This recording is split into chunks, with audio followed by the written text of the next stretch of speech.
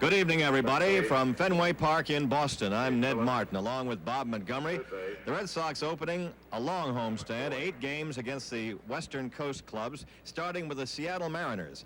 Now, the theme apparently in this series, the way two teams have been hitting, will be pitching. And Roger Clemens, who has been hot lately, missed a start in Kansas City on Sunday because of the rain, is ready to go and improve his record to 4-0 if he can. He's had trouble with this club more than any other club in his young career. He's opposing Mike Moore, who may be the best right-hander, the best pitcher that the Seattle Mariners had, and a 2-1 pitcher against the Red Sox last year. I don't think there's a lot of doubt about your setting the style here of this series. Could very well be pitching. One thing for sure, this first night's matchup will definitely feature some pitching. The Seattle ball club, a little struggle for themselves at the plate lately. One thing that Roger may have in their favor, he's certainly a strikeout pitcher. This Seattle ball club has struck out now 154 times, which will easily lead the American League in that department, so maybe he can take advantage of them that way. They've had some pretty bad figures. They started very well. They're on a course where they're trying to right themselves also. We'll have things going on right now, ladies and gentlemen, from Fenway Park. John Kiley at the organ and our national anthem. John Kiley plays our national anthem.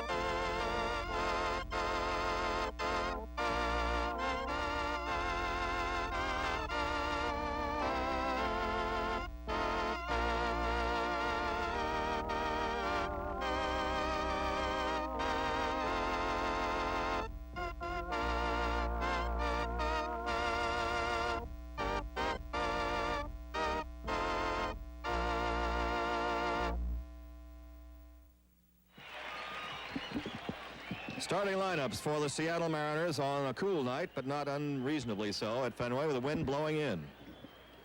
Spike Owen will lead off and play shortstop. Phil Bradley in left field. Ken Phelps at first base. Gorman Thomas, the hitter. Jim Presley, third base. Ivan Calderon in right field. Danny Tartabull at second base. Dave Henderson in left field.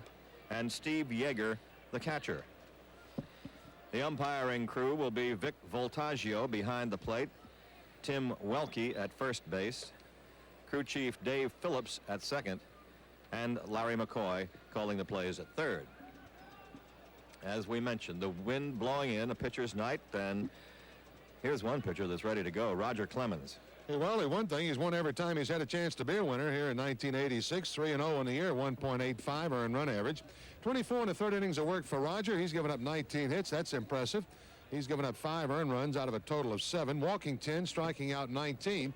And as we mentioned before, he'll look at this Seattle ball club tonight, who right now is hitting a very small 207, which is, as you might imagine, the low mark for an American League team offensively.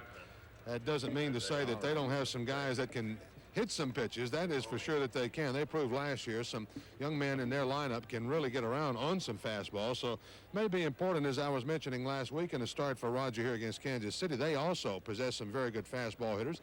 So do the Seattle Mariners. And you kind of hope that they stay a little bit on that low slide that they have been on until they can get out of here and play some of these other Eastern American League foes. Well, Roger beat Chicago 7-2 April 11th in Chicago. He won his next 2 starts, both of them here, Kansas City and Detroit. He's had trouble with Seattle in his career. He has not beaten them. He is 0-2 against them, and of course is making, he was 0-1 last year, making his first appearance against them, as we see Seattle for the first time as they come as part of a long road trip. They've already played 4 games on the road trip and lost 3 of them in Oakland. They started their trip in Oakland and are coming here to face the Eastern clubs along the seaboard, including this series starting tonight. Red Sox having enjoyed a day off, a legitimate day off, following the rain out in Kansas City. They got home at a decent hour and had the day to themselves. So they're ready to go. Tony Armas unable to play. Steve Lyons in center field for the Red Sox tonight. And Bill Buckner, still favoring a bad elbow, is the designated hitter again with Don Baylor at first base. One thing that may have helped Ned, though, is getting Rice 2 days off after that knee had flared up on him a little bit. You're right. And he is, with Armas out of there, has to be in that lineup in the outfield. Spike Owen, the shortstop, hitting .246 with 1 run batted in. Mariners have come across bad ways at the plate of late. After a pretty good start, they won 5 of their first 7 or 8 ball games, and then started dipping as a hitting team. There's strike 1. We are underway at Fenway.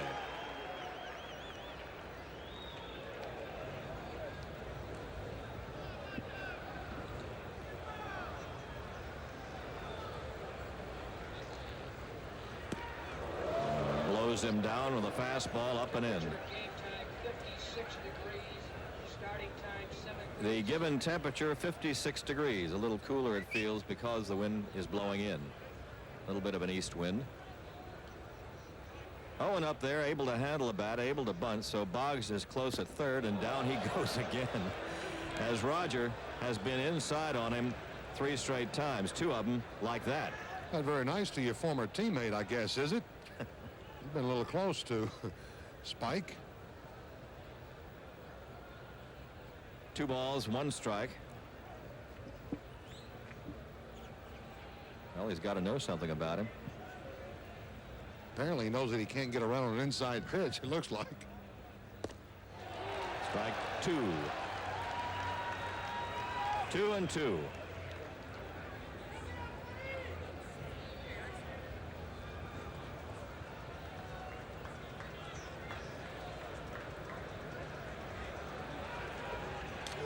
And a foul back by Spike Owen.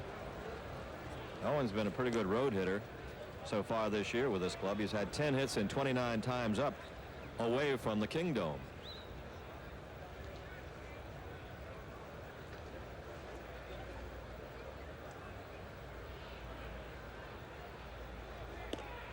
Make it ball 3, strike 2.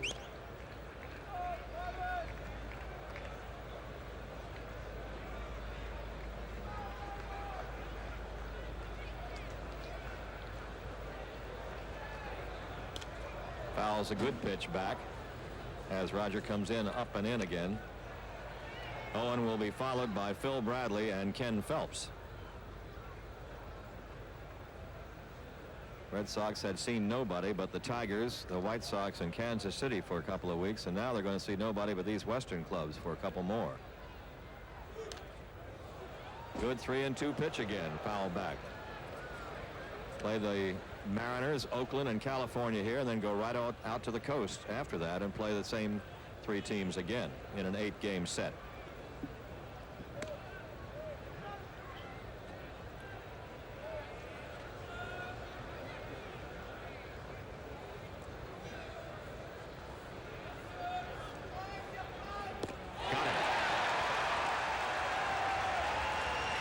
Clemens just kept pouring the coals on a 3-2 count and finally got Spike Owen. Actually, you make a little better hitter out of Spike Owens once you get the counts to 3-2, and he did foul off some pretty good pitches from Roger, but it looked like Roger may have said, well, let me get just a little extra, and he scooted that one right by Mr. Owen. So there's one of them gone, and Phil Bradley, the left fielder, is up. Ball 1 to this fine looking player who right now is struggling with a .239 mark and has had 5 hits in his last 40 times up. 2-0. Bradley hit an even .300 last year and .301 the year before in his first 2 full years with Seattle. There's a strike. The Mariners have outrighted left-handed pitcher Paul Mirabella with their AAA Calgary team. They have activated right-handed pitcher Edwin Nunez for tonight's game. 2-1 pitch. 3-1. Also, there is a change in Thursday's pitcher for the Mariners. Bill Swift will start instead of Matt Young. Paul Mirabella, a pitcher, has been optioned, outrighted by the Mariners, and Edwin Nunez activated. 3-2 again, and the second 3-2 count. Shoulder, he is on a day-to-day situation. 3-ball, 2-strike count to Bradley. And strike 3. Well, a mess of pitches, but they all turned out right for Clemens so far. 2 straight strikeouts. Not a bad sequence. Roger got behind quickly 2-0, then went to the breaking ball to get the strike, and then back to the fastball. Bradley went for a borderline pitch there with a count 3-2, and your fastball hitter, you've got to get it turned up one thing a little bit quicker than that. Last 2 of those fastballs just right by Bradley untouched. Here is first baseman Ken Phelps, who's been up only 15 times with 3 hits. Alvin Davis has a jammed shoulder. The normal first baseman, he is out of the lineup and is on a day-to-day basis. So Phelps is playing in here. Has 2 home runs, though. He's a long ball type. Takes ball 1.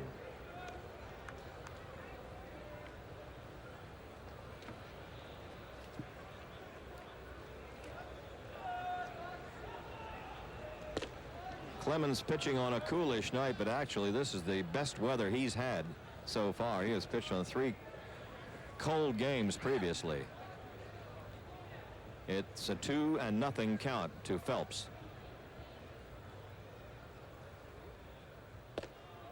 And that missing high. 3-0. So a bunch of pitches this first inning for Roger Clemens. Gorman Thomas is the designated hitter. He's on deck. Gets in there with a 3-1 count.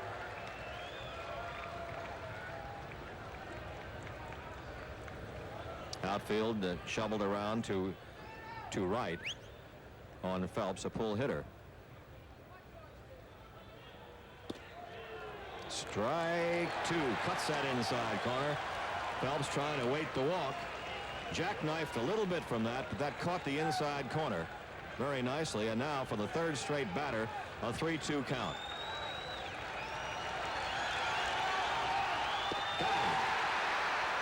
What a pattern in that first inning for Roger Clemens. Goes 3-2 on Owen, Bradley, and Phelps, and strikes them all out, swinging for rather startling and awesome first inning. So he seems to be on right now. And after a half inning of play, it's Seattle 0, and the Red Sox coming up. And they're coming up with this lineup tonight. Dwight Evans in right field, Wade Boggs at third base, Bill Buckner, the designated hitter, Jim Rice in left field, Don Baylor back again at first base, Rich Gedman, the catcher, Marty Barrett at second base, Steve Lyons in center field, and Glenn Hoffman back to the wars at shortstop after sitting out with the bad ankle. And out on the mound, the #1 draft pick in the nation in 1981. Seattle got him, and he has been worth it, Mike Moore. Big man out of Oklahoma, about 6'5" of him, somewhere around 205, 210. He'll be making a start number 5 for him. He's had a 1-1 record of 2.08 earned run average. 34 2/3 innings of work for the big right-hander, and he can be nasty on some right-handed hitters. He has given up 30 hits, 12 runs, 8 of those have been earned. He's walked 11, struck out 19. That 11 and 19 ratio, not really indicative of him. He'll be around that plate a little more often. He will not walk as many in a ratio to strikeout as he has currently running for himself. The Seattle Mariner Ball Club has given up 21 home runs, and Moore has given up 4 of those. 2-1 against the Red Sox last year. And those were victories here. And on his season doings with them, he has beaten them 3 times and has lost to them 3 times since coming up after being their #1 choice in the country. Roy Evans, Wade Boggs, and Bill Buckner will be up.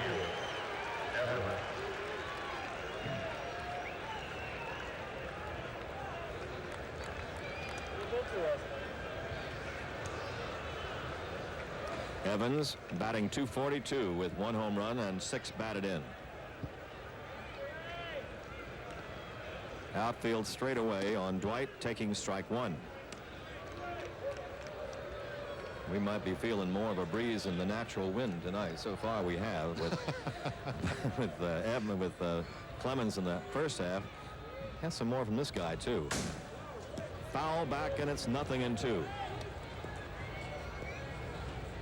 Talk about intimidation a lot as a right-handed hitter especially, and I mentioned the fact Moore really tough on right-handers. When you look at his frame, you think he's going to step on you when he lets it go. Strikes out Evans. Breaking ball, and Evans claims he tipped it and was into the dirt and came into the glove of Steve Yeager. That's what he is claiming. Of course, if that's the case, then it would not be a strike. It has to be caught cleanly, but overruled by Vic Voltaggio. So we've seen nothing but strikeouts so far. I don't think this ball hit the ground. A good hard slider is another thing that makes him tough on the right-handers. We'll check it out a little closer right here, though. No, sir. He just kind of got the glove turned the wrong way, really, but I do not think that ball hit the ground. Wade Boggs taking ball one. Boggs at .318 with a couple of homers and 12 batted in. Boggs last year hit .357 against his club. Well, we got something hit anyway down to shortstop, and Spike Owen throws Boggs out.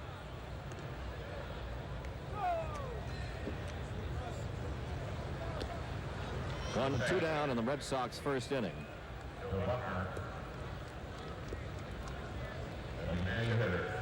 Bill Buckner playing again as the designated hitter, still bothered by the sore elbow.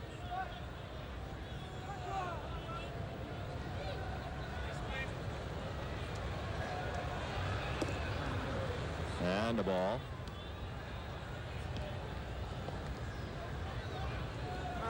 Big hit.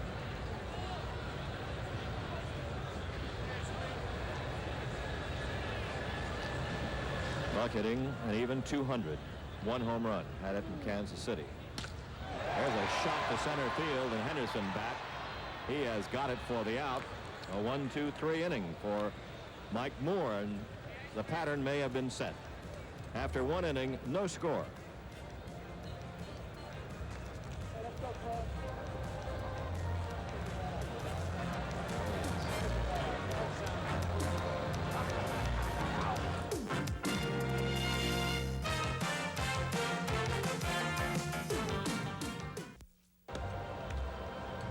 Top of the second inning in a scoreless game. We would like to welcome back to the booth Kathy Kurtz-Ferrari, who was our AD last year, all last year. She's done one thing. She's changed her name. Got married, and we're happy to have her back. And we are very pleased to have had Amy Croak here for the times before Kathy returned. So all is well. Amy will be working with the opposing team broadcasters. We'd also like to welcome back Walter Underhill, who was the Writers' Good Guy of the Year award at their writers' dinner last year. He's now back behind the wood, the hardwood, in the bar upstairs in the press room. Welcome back to Walter, who'd been indisposed for a while. Roger Clemens was welcoming the Seattle Mariners pretty heftily in the first inning. He struck them out 1-2-3. Pattern was the same. He went 3-2 on 3 hitters and got them swinging. Gorman Thomas, designated hitter, hitting .220 with 4 home runs and 10 runs batted in. Ball one.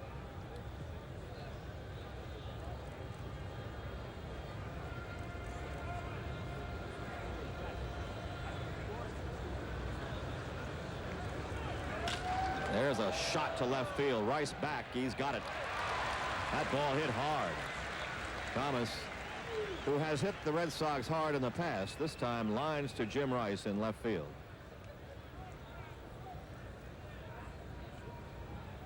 One down in the second, and Jim Presley, third baseman, up. He's hitting .208. That's far below what he can do. 2 home runs and 9 runs batted in for Presley. 7 hits in his last 51 times up. The kind of struggle that he has had. There's a strike.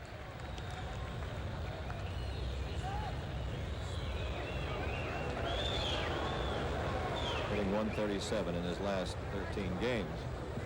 He's a better player than that and a better hitter than that. Strike, cutting that outside corner. Roger seems to be in the rhythm. And velocity is there.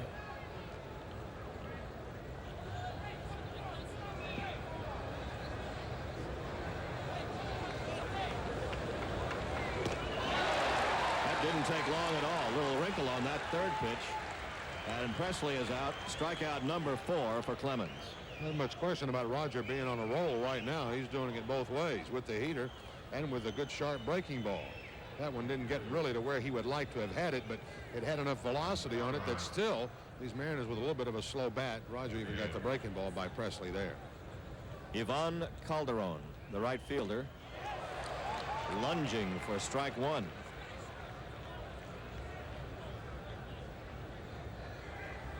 Clemens has struck out 10 or more 5 times in his career, 4 times at Fenway.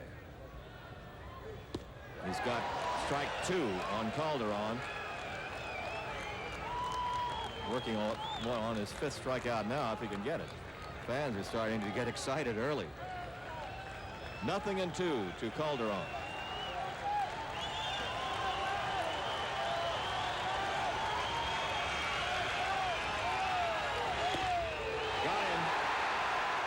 Across that outside corner, and 2 more strikeouts for Clemens. He's got 5. After an inning and a half, no score. And now a message from Sullivan Tire Family Car Care Centers. At Sullivan Tire, you'll be treated with our family spirit, because that's what Sullivan Tire is all about.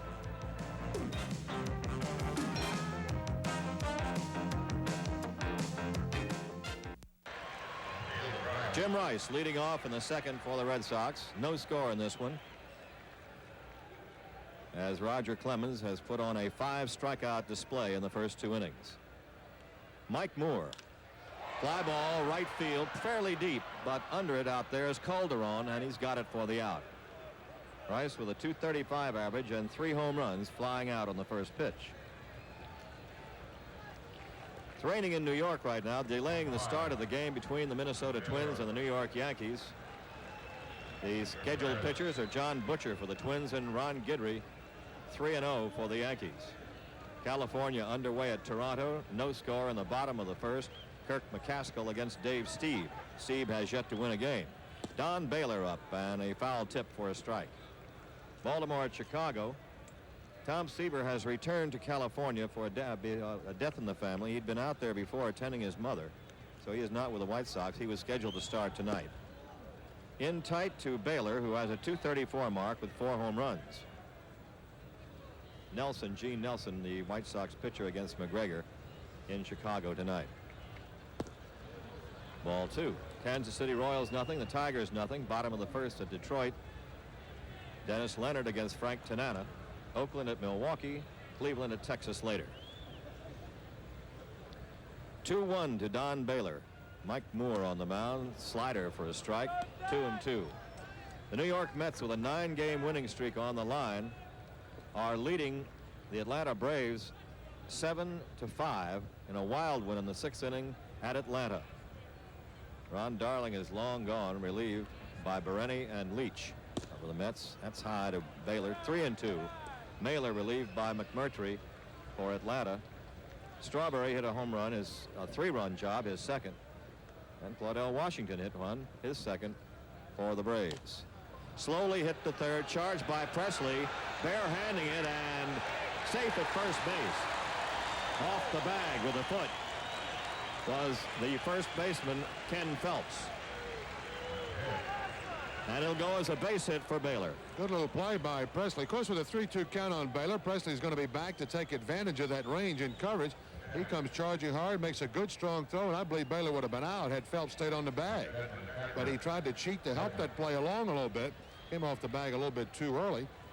And Tim Welke right there to make the proper call. Little squib hit for Baylor. He's at first with 1 out, and Rich Gedman up. Ball 1. Gedman batting .293. Couple of home runs and 6 runs batted in. Other National League games, Montreal's at Cincinnati. 0-0 after 1. Smith against Soto. Strike on Gedman. Houston at Philadelphia. The Astros have won 3 in a row. They did not score in the top of the first. Phillies now batting. Ryan against Shane Raleigh. Nolan Ryan for the Astros, 3-2, and Raleigh is 2-1.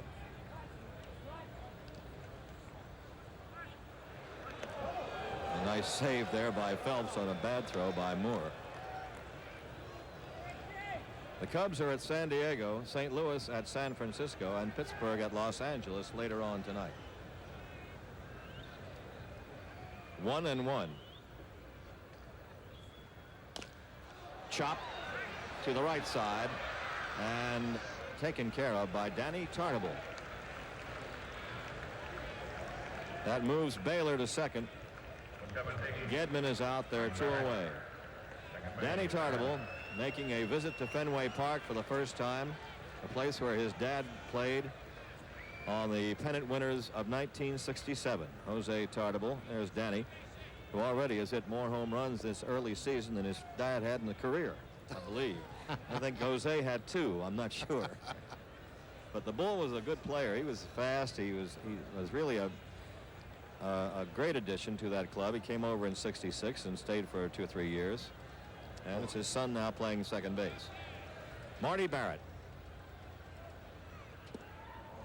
The breaking ball by Mike Moore, ball 1. Barrett is hitting .327. Tops on the club. 1 home run, 5 batted in. Jose, the bad singer in the shower, though. Yeah. No matter whether he had a good day or a bad day, he was still bad as a songster. I joined him in several choruses on a train once cross country when we had to take a train instead of a plane. 1 ball, 1 strike. Played with him just a short while in Louisville in 1970. He was caught in one of those numbers jobs there, and they sent him there, and he played for just a little while. He was quite a guy, though. Always upbeat. Oh, he was that. He was one of those guys that wanted to play 15, 16 innings every day instead of just 9 if you would have let him. He could fly. He could run. Made one of the big plays in the '67 season when he threw out Ken Berry at home plate in Chicago, which potentially the winning run of a ball game. And he didn't have an arm at all, but he unloaded, and Berry, who could really run, was put out by Elston Howard. 1 ball, 2 strikes.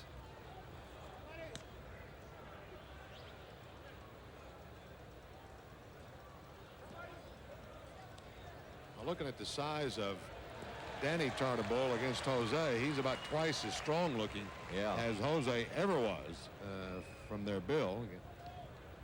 Jose kind of like a soda straw if he turns sideways. A little oil can Boyd in yeah, just Jose. about. That's right. Good comparison. 1 ball, 2 strikes. Breaking pitch. Watch it. 1-2 with 2 away. Jostled the monitor. Ready? Beautiful silhouette there. It's all in negative. Ball and 2 strikes. Grounded toward third and foul. Presley up with it, ready to fire, but called foul by Larry McCoy. And Baylor goes back to second. 2 out and 1 on in the second inning for the Red Sox in a scoreless game. Tigers got 1 in the first. They lead Kansas City 1-0 after 1 inning of play.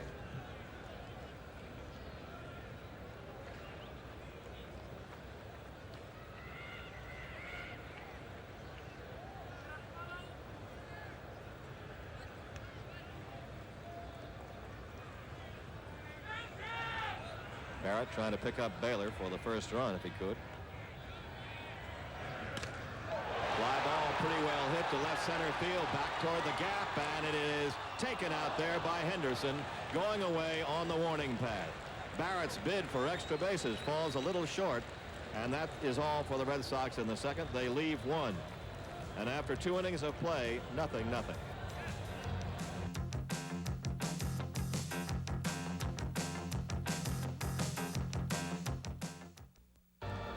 This copyrighted program is brought to you under pay cable TV rights granted by the Red Sox, solely for the entertainment of our viewing audience.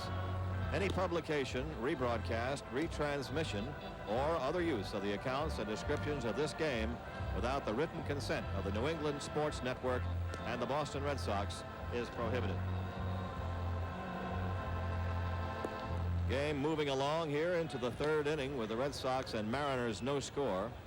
People starting to get the bat on the ball a little bit in the second after a very silent first inning thrown by two pitchers. Here's the way Barrett hit that ball.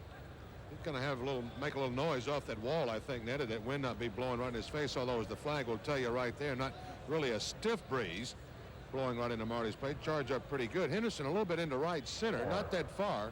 Henderson got over there to make a nice running catch and then had time to protect himself so those panties. He got that right forearm up.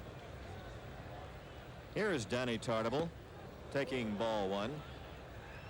Tartable started the season very in a hurry with those 4 homers. He hasn't been hitting much lately, but then the rest of the club hasn't either.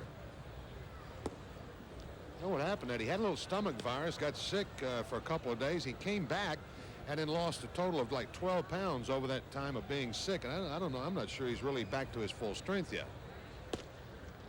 Not if you lose 12 pounds in a hurry like that, you aren't. Lost 7 of them after playing that one game when he came back, and he was just kind of all run down and let out. They couldn't figure out what exactly was wrong with him. And then since then, that's the reason I couldn't figure out where he had hit more home runs. Goes for the 3-0 pitch off Roger and fouls it back. Roger running the count to 3-0, and now it's 3-1. Tartable, kind of slide he's been in, has 2 hits in his last 28 times at bat. That's what he gets for hitting all those home runs so early. And Roger gets back again on a 3-2 count after going 3-0. Might have drawn a little bit too much attention to himself. Pitchers around the league say, wait a minute here. Here's somebody we got to be reckoned with, and we'll bear down a little harder. Goes to Barrett at second. And that's 1 away. Fans wanted a strikeout, number 6 from Clemens, but they got the ground out instead, and that's fine with Roger, considering he went 3-0 to Tartable. 1 down in the Mariner third. And Dave Henderson, the center fielder, coming up. Henderson hitting 128. 2 homers and 5 RBIs, but in the last couple of years, he at least has, on at least 2 occasions, beaten the Red Sox with home runs in this ballpark. A strike to him. 0-1. He has 2 hits in his last 20 times up. Foul back, watch it. They're coming up here about as hard as they're coming into the plate. 0-2 the count. Thank goodness we got a little longer to watch it, though, those hitters too. That's right. Strike 3, number 6. Henderson called out on strikes right on that outer edge. Boy, Roger does not waste any time here. He's just looking for a good thin spot on that plate to use, and he did. He just had maybe half the ball on that outside corner, the rest of it splitting that batter's box. Here is Steve Yeager, catcher, and in strike 1, making his first journey to Fenway Park after spending his time with the Dodgers in the National League. Hitting 133 right now. 1 ball, 1 strike. New veteran who, well, several spring trainings ago, his name was bandied about as possibly coming to the Red Sox. All Gavin has to do is just to present the target right now to Roger the way he's going. He's upstairs with that one. 2 balls, 1 strike. Yeager kind of got double trouble this year. He's got to not only learn American League pitchers, but he's got to learn American League hitters. Yeah. File all those guys away and try to keep some kind of a mental book on them when he can go get it when needed. Strike 2. 1 ball, 2 strikes to Yeager. One thing, Ned, Seattle's still with a little bit of a young pitching staff, and Yeager's experience back there should help them along a little bit. Crowd yelling for the strikeout. Ball at 3. Or 2-2.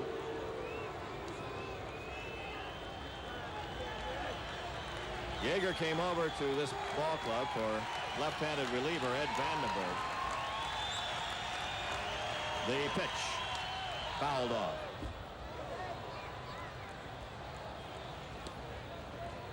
Smallish crowd, but right now they're being treated to some pitching here by both pitchers, but mostly by Clemens with the strikeouts that he has.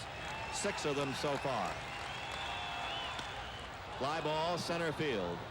And Steve Lyons in the starting lineup right there. So that takes care of the 3rd inning, and Clemens has retired 9 batters in a row. And after 2 1/2 innings, it's 0-0.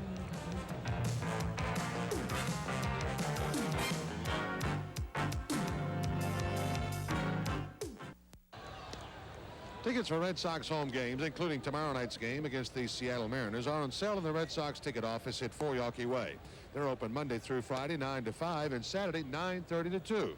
Or by calling the Red Sox at 617-267-1700 and charging your tickets to any major credit card. That number once again, 617-267-1700.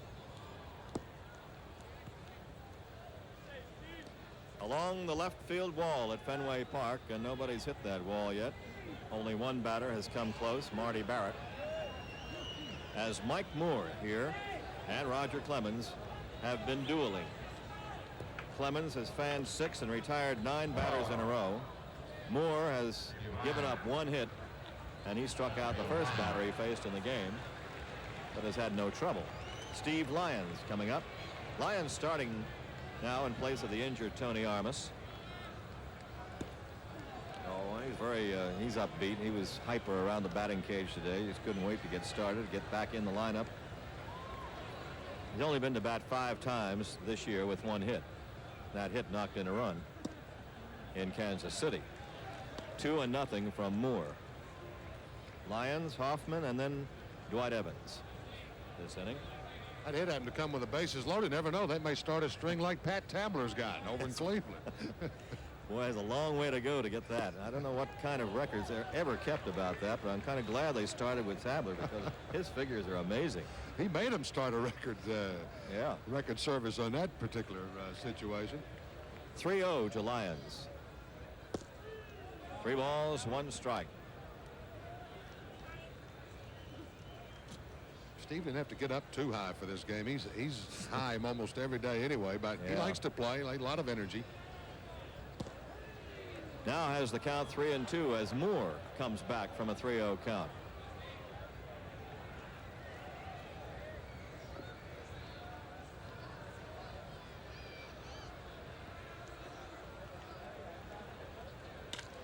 Ball up in the air to Henderson in center field.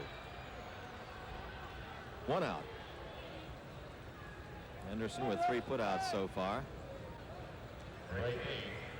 Now somebody else coming back into the wars, Glenn Hoffman. This is kind of a replay of last year, except it's a month earlier when Hoffman went into the lineup when Gutierrez was hurt, and when Lyons came into the lineup when Armas was hurt right around the latter part of May. This time it's the latter part of April, and they're getting back into it again. 1 strike to Hoffman, who says his ankle is fine, and he's kind of glad to start getting back here on grass. He's going to be playing his first 8 games on grass anyway. And he is behind on the count, 0-2. Wasn't too anxious to start breaking back in on artificial turf. Mike Moore to Glenn Hoffman.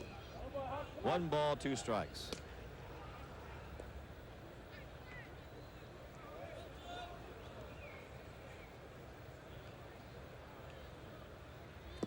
Got him. And Moore has a strikeout, his second. So he has gotten the leadoff batter and the number 9 hitter. Good nasty breaking ball pitch from Mike Moore here. Of course, this is what he can do to you. You have to certainly respect his fastball, and his control is awfully good. As I mentioned earlier, those 11 walks and 19 strikeouts, not a good ratio for him at all.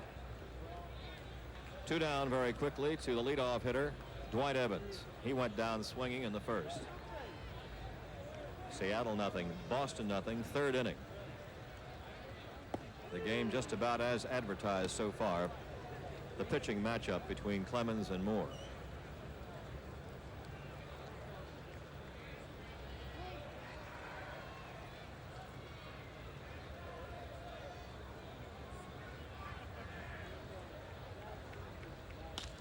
There's a base hit up the middle on a breaking ball, and Evans is on. 2-out single for Dwight Evans. The second Red Sox hit. Moore trying to get to the outside part of the plate with this breaking ball. Doesn't quite get there. Dewey's got pull on his mind. That ball just stayed pretty much right in the middle, and Evans just shot him right back up the middle. Yes, sir. Boy, that's some low hemp right there running at you. 2 down to Wade Boggs with Evans at first. Boggs grounded to shortstop in the first.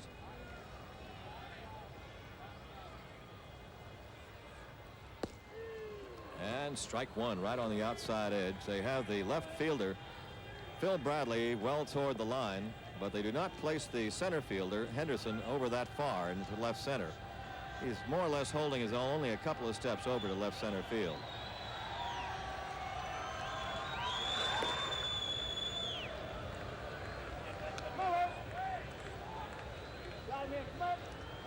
Tigers won Kansas City nothing after 2 at Tiger Stadium.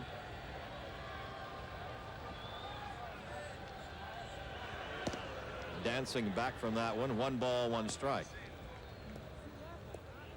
Toronto has taken a quick lead over California 1-0 after 1 at Exhibition Stadium.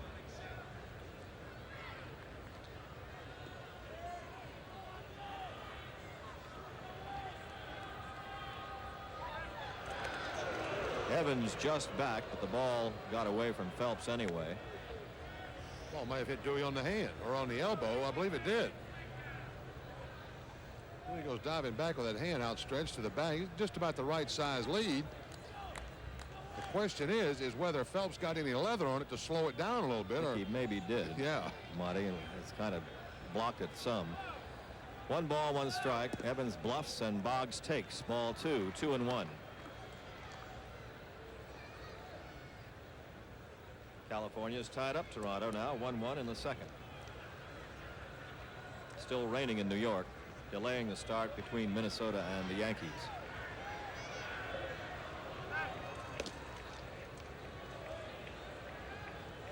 Evans at first base, 2 out, 3rd inning, no score.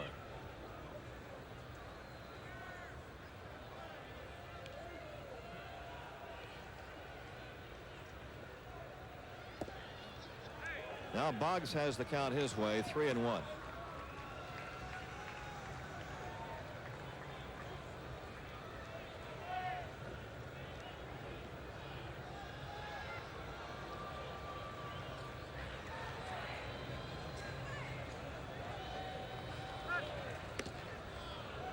No slide this time. Well, that's a pretty good heat there from Moore to Phelps. Right. I'll tell you. He's coming right up over the top, and he's not taking anything off.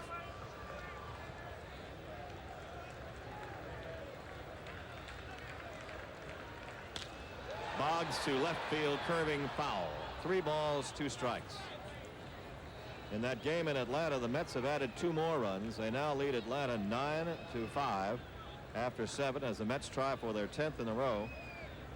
We've got McDowell in there, the 4th pitcher they've used so far tonight. Dale Murphy has gone out of that game with a gash in his right hand in the 3rd inning. So I don't know how long he will be lost to Atlanta. 3 balls, 2 strikes. Evans will go. Boggs kind of flails it to left field. Under it and making the catch is Bradley. And that is all for the Red Sox in the 3rd inning. They get a hit and they leave 1. And after 3 innings of play here, it is 0-0.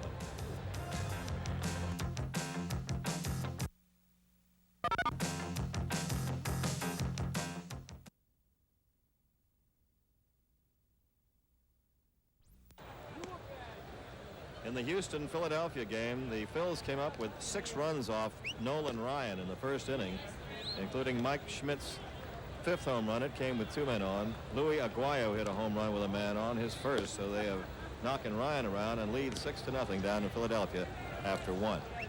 Here it is silent movies so far as Mike Moore and Roger Clemens are hammering it out on the mound. 0-0, and Clemens has faced 9 batters, got them all, and 6 on strikes. Not a bad start, Mr. Montgomery. Well, it isn't, Ned, especially if you're a baseball purist. Of course, you and I kind of like these games a little bit more. Just watch some pitching and not quite so much offense. Although the Red Sox do have a couple of hits, they have not been able to get anybody past second base. Baylor did get there on an infield out. Top of the order up for the Mariners. Owen swung right through that one, foul tipped it. 0-1 to count. Three batters here scheduled up were all struck out by Roger, of course, in the first inning. He has struck out 6 now through his first 3 innings of work. Baylor in even with the bag at first. Boggs in front of the bag at third. Strike 2. Roger hasn't really played around much with the middle part of the plate. Not only is he striking some people out, he's not doing it just power-wise. He's doing it with a little bit of control mixed in. Had a couple of the strikeouts on some curveballs. The 0-2 quickly to Owen. There's the curveball raked into right field. That's the first Seattle hit. So Spike Owen, Roger's former teammate at the University of Texas, gets the first hit off Roger tonight. Roger may have guessed with him a little bit and said, well, I think he's probably looking for the fastball. I'll throw him something breaking, and a good piece of hitting by Owen to get a clean single into right field on the breaking ball. This one served it down there. I don't know if I'd be willing to change if I had him that far behind my fastball, but Roger did, and they have their first hit. Here's the left fielder, Phil Bradley. Roger, of course, will be aware of Owen's speed a little bit at first. Red Sox infield, Hoffman and Barrett set at double play depth.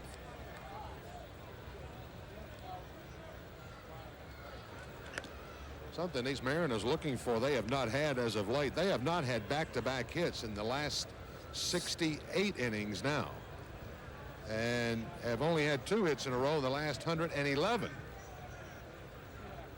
It's an amazing statistic, isn't it? It is incredible. The one thing about it, it's not hard to figure out why their record stands at 7-12 after being 5-3 at one time.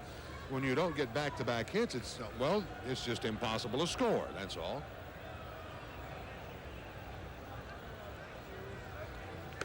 Again, Roger with that quick move over to first. No balls, a strike to count to the Seattle left fielder, Phil Bradley.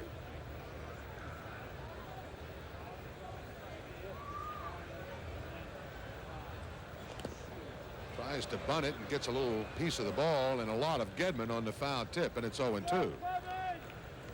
I figure that's not a bad idea. With the way he's going, you play for a run now, Fenway or not. Not a bad idea, even the way this Mariner club is going. If Cartier put the sign on himself, especially when you're facing a Clemens, you know you have not been scoring very much. What you'd like to do maybe is get something on the board to take a little pressure off your pitchers. You're striking out an awful lot. You're not advancing some runners along, that's for sure. Not putting the ball in play. Just outside with the breaking ball is Roger, and it's a 1-2 count.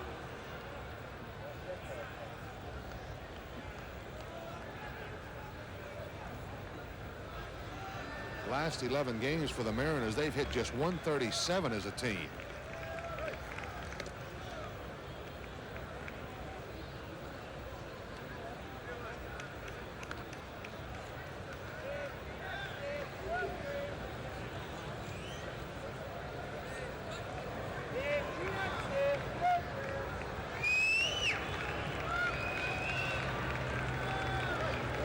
Ooh, once again.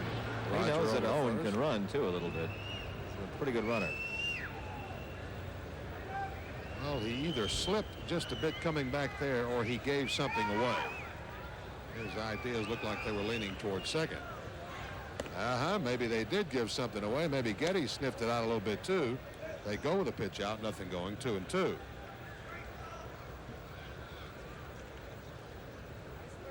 Third base coach.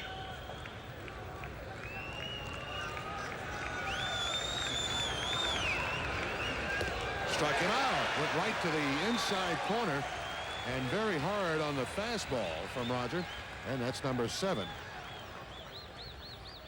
So he says, let's go back to what got me here, and here's the fastball, and try to hit it. And it's right at a good spot to get Bradley out of there. Number 7. First baseman Ken Phelps. Jim Mahoney coaching down at third for the Mariners. Former Red Sox and my former teammate Darren Johnson. And the hitting instructor, the coach over at first. Quick throw there. Owen back in time. Ball just a little bit behind Owen and Baylor, but no advancement. Actually, Jim Mahoney was first signed by the Red Sox too. He played there at their club at Minneapolis before when they were AAA there. Another look over for Owen. He was an infielder, wasn't he? Right. If I'm not mistaken. Shortstop. Darren Johnson, of course, he holds a title for some tape measure jobs in a lot of ballparks, both American and National League. Phelps has that ball thrown right by him by Roger. And it's an 0-1 count. One down in the top of the fourth inning. No score in this one as it's been all pitching. Clemens against Mike Moore.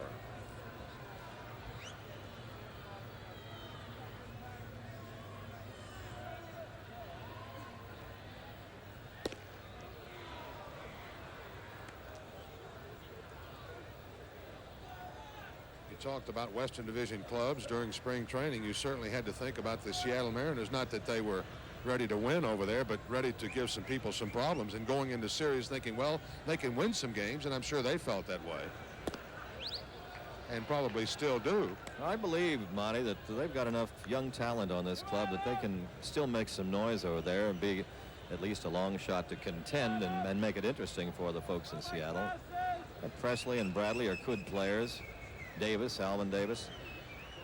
And some good young pitchers. The throw a little bit off the mark there, and looked like Owen did have an idea of going to second. Either that or Rogers' move just kind of tricked him. 2 balls, 1 strike to count to the Mariner first baseman Ken Phelps. Hole for him, of course, on that right side to pull into. But I suppose with a pitcher speed like Clemens, you don't really consider that much of a hole on that side.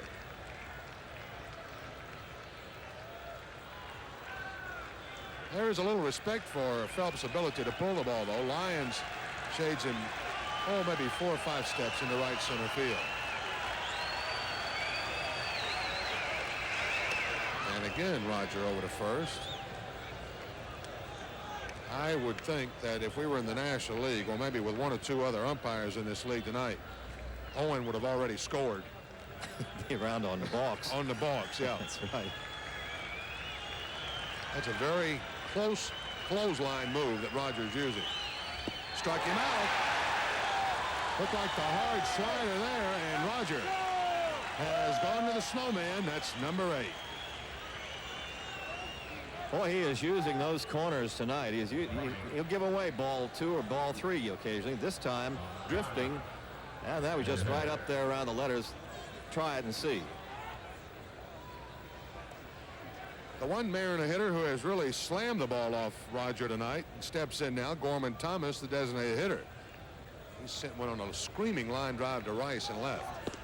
Misses that one. 0-1.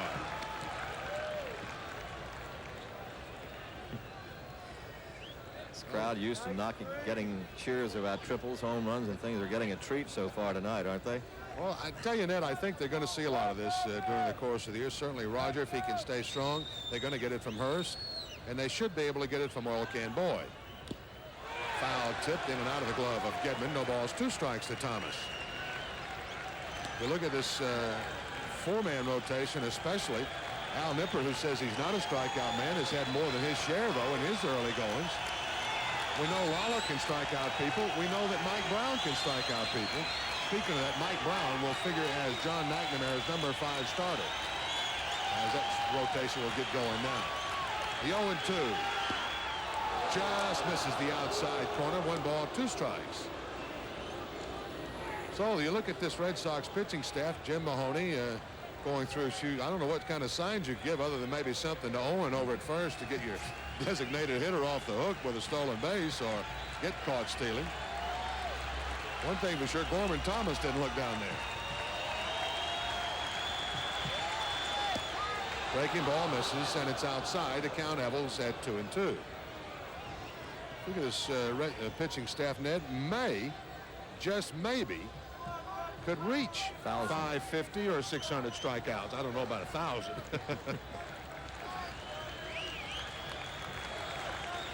Another quick look by Roger on Owen. Well, if you give them 150 apiece out of the 4 of them, their average. That's terrific there. Yeah. You bet it is. You bet. And none of those fellows much walk anybody. Oh, had an idea and held it up just in time as they asked Tim Welke at first. He said no.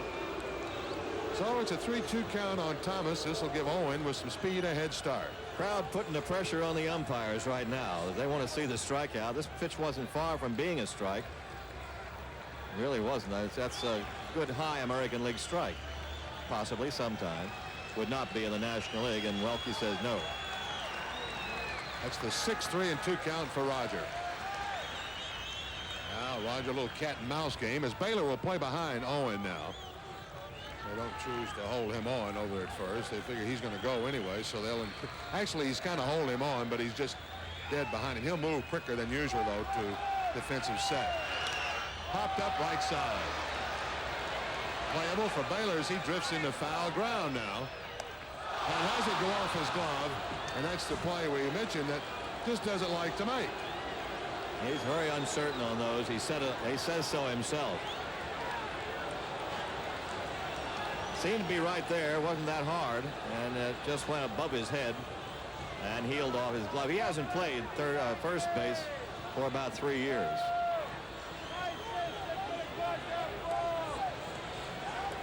That gives Roger another chance. That's right. Well, there's nobody hates that any worse than Don Baylor does, you can bet. A little meeting between Roger and the base runner right now, Spike Owen, as he went back across the middle to go to first. Of course, Spike well on around second on the way to third.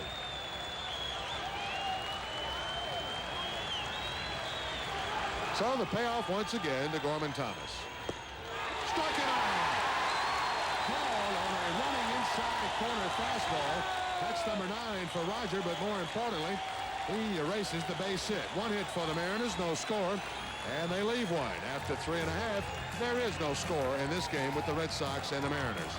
And now a message from your Mass Chevy dealers, the place to get the truck deal of a lifetime.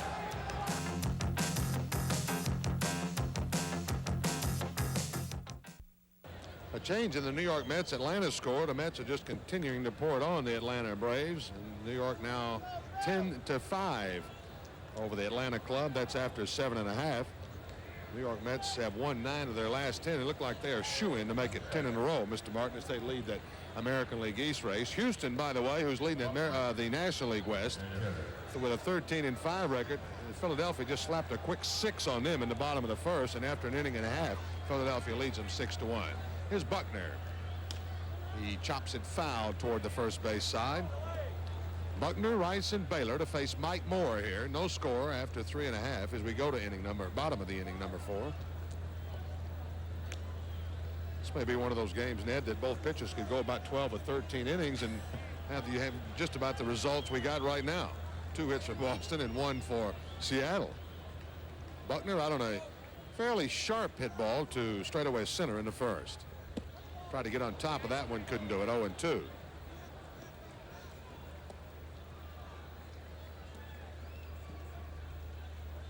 By the way, Ned told you about that hand injury to Dale Murphy. He hurt that making a catch up against the wall in the 3rd inning. Had to leave the game. Will be out, they report, for 5 or 6 days, which will bring a consecutive game streak for him. Tonight made his 675th straight start in that Atlanta outfield, so that string will come to a halt tonight. I don't know if he was going to catch anybody anyway. That number is 675, a long way away from catching anybody over there.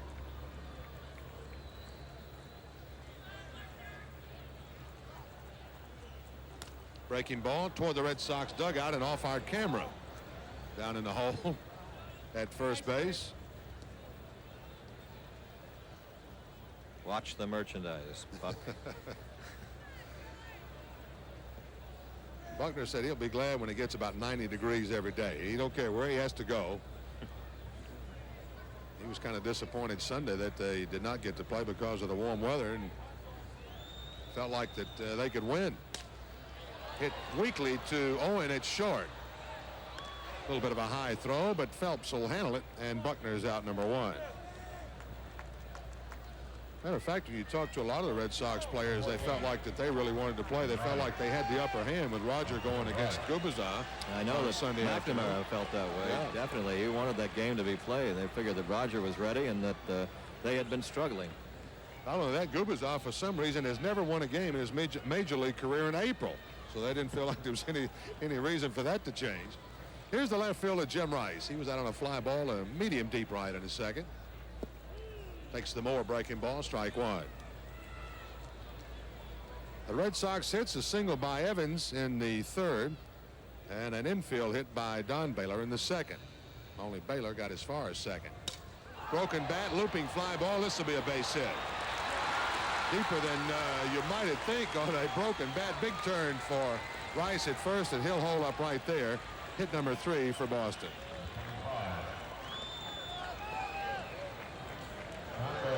Good ball deep into that gap in the left center field for a broken bat.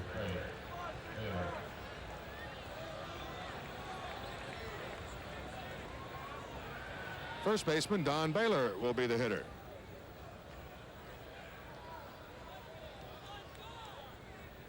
Infield, outfield, straight away for Donnie.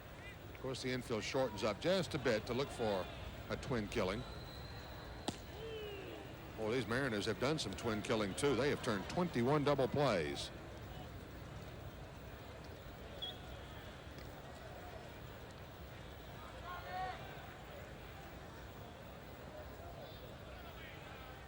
They crowd Donnie off the plate inside, 1-1. Baylor, some pretty good numbers against these Mariners in his career. 266. He's hit 21 home runs against them.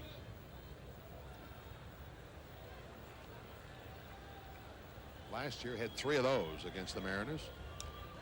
Oh boy, he looked like he was looking for the breaking ball and got it and just fouled it off. A ball and 2 strikes.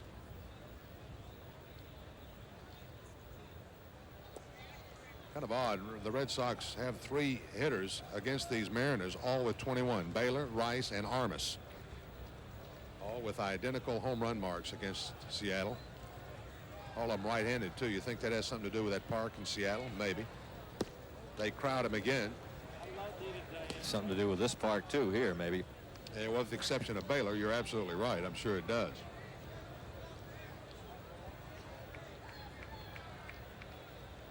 Two balls, 2 strikes to Baylor. Oops. Just by speed alone, as Moore comes over to first, you can't drift too far off that bag. If you ever got all that coupled up with a good move, you wouldn't be able to step off the bag at all. Baylor fouls a high pitch away, and the count will hold at 2-2.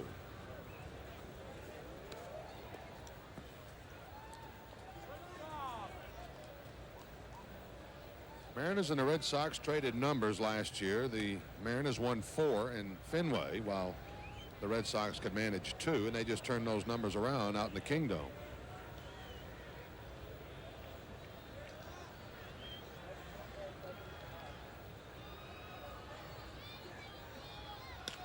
On the hands, foul.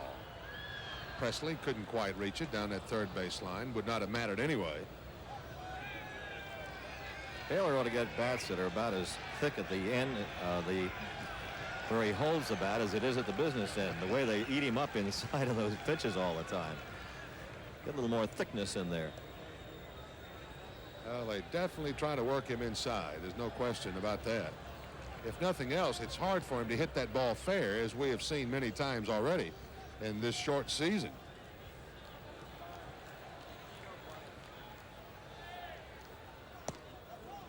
And they just go completely across the plate there, and it's a full count to Baylor. Doubtful whether Rice would go here or not with that leg bothering him, but he could very well be sent. Really hampered him around on Friday night in Kansas City. Didn't seem to be quite as bad on Saturday. Maybe Baylor wants to check on that himself. Not Baylor, Moore, excuse me.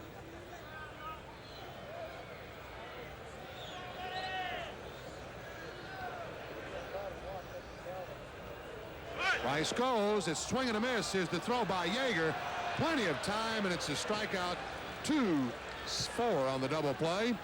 So the Red Sox do not score in the fourth inning. They get a hit. They leave no one. And as we go to inning number 5 on this Tuesday night, no score after 4. And now a message from Sullivan Tire Family Car Care Centers. At Sullivan Tire, you'll be treated with our family spirit, because that's what Sullivan Tire is all about.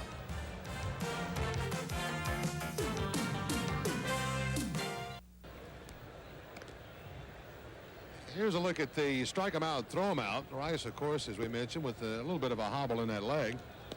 And a good nasty pitch here once again. That hard slider from Moore, and Yeager with a lot of time to come out of there and fire. Of course, Rice not trying to steal the base. They're trying to stay out of the double play, and he is out by a long ways. Strikeout number 3 for Moore on that one. That's the 22nd double play turn by the Mariners this year. And Ned, we'll just go back to you. We watch Roger and Gedman play catch for a little while longer if you want to. I'd say Roger's fairly strong tonight, wouldn't you? maybe those 2 days more he got onto his start, 2 more days of rest have really been something for him. One thing, right after that first inning, he was a little high in that first inning, and although he had some 3-2 counts, did strike out the side, which he did also in the fourth after giving up a hit. But he's kind of gotten himself right down in that slot now in those in-between innings.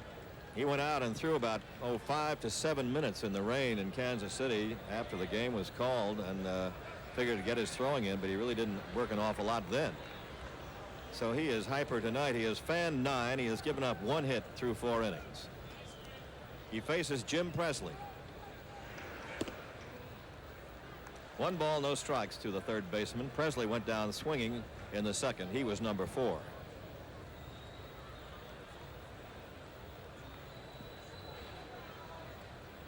No breeze right now. It's not a factor. Drops the breaking pitch over for a strike. 1 ball, 1 strike. And without that wind coming in, it's a little bit warmer than it was really at the opening of the game.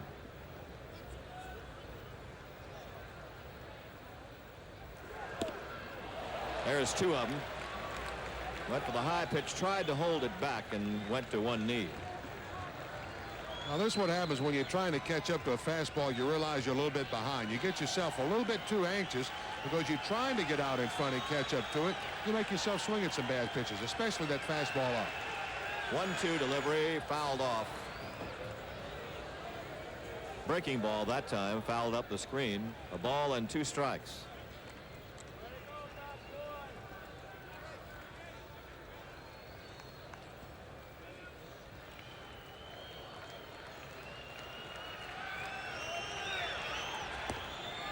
Kind of overthrew the breaking ball that time for ball 2. 2-2.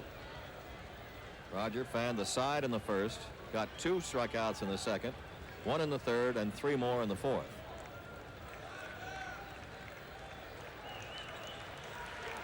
And 1 in the fifth so far. That's number 10.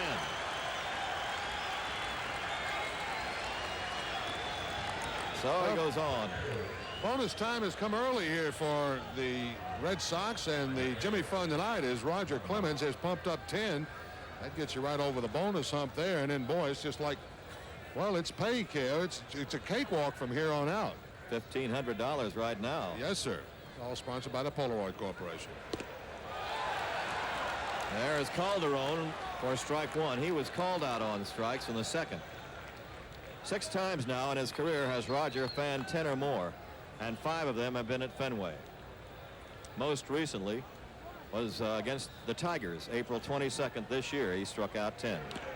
Foul, strike 2. He's ahead of Calderon, 0-2, and this crowd is getting turned on. They're small, but they're mighty when he gets 2 strikes on somebody.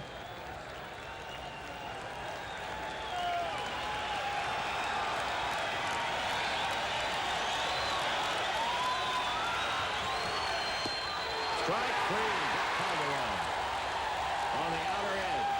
Calderon does not like the call, and that's number 11. Well, I don't blame him for not liking it. The big thing, Ned, and we've mentioned it a couple of times, not only is he getting the strikeouts, he's not necessarily doing it power-wise. He's doing it with just little bitty pieces of the plate. Now, he's been hit, and he'll go out right here. Only about a half of that ball's on the plate. Tartable, strike one. Tartable grounded out to second base to achieve a notoriety of some sort. At least he made contact with the ball in the third inning. Strike two.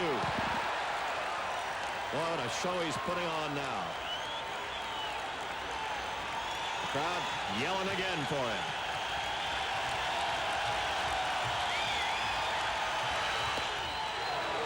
Gedman was going to put himself out there anyway and just dare Tartable to reach. He would have had to reach across the plate for it.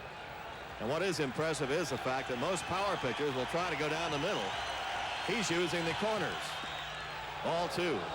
And he's using as you mentioned, very little of the plate on each side, but willing to throw. Okay, ball two, but I still have this thing that I can throw for strike three. Well, you know what? He's still pitching. He's not just winding up throwing the ball. He's just right now unhittable. 2-2 pitch.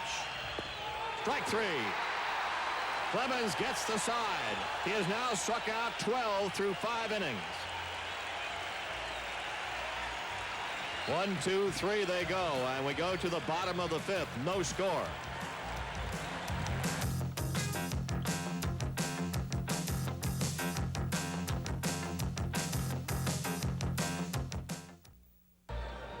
You can earn up to $3,000 for your nonprofit community group. The Red Sox Community Game Program is designed to raise funds for your group, as well as provide an entertaining event at the ballpark for community members. Call Michael Silva, Red Sox Group Sales Director, at 262-1915 for more details.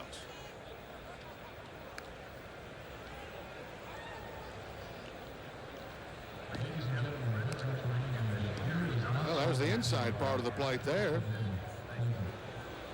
to Mr. Tartable. He knew it too. That umpire's been busy. Mr. Voltaggio's had that right hand. He may have to go get a rub down on that before this game's over. Certainly he'll need one after it. Meanwhile, the cosmetics have been applied by Clemens with the 12 strikeouts, but his opposite number, Mike Moore, has given up 3 hits and also no runs where it counts. He has struck out 3 along the way. His last one resulted in a double play in the 4th inning. So he has done his job too. And we've got a 0-0 corker going to the bottom of the 5th inning. Rich Gedman up.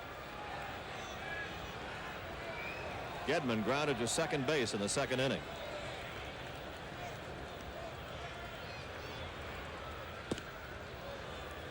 Ball 1. Moore has been using breaking stuff to advantage. Neither pitcher has walked a batter tonight. 2-0 count to Rich.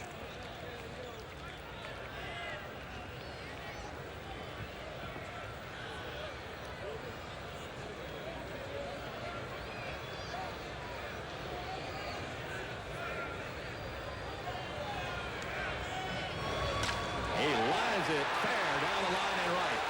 Carrying off. Ball in play. The ball thrown in there by Calderon. He is out at second. Rich Gedman with a hard enough single so that Calderon in right could play it nicely off the carom and throw him out at second base.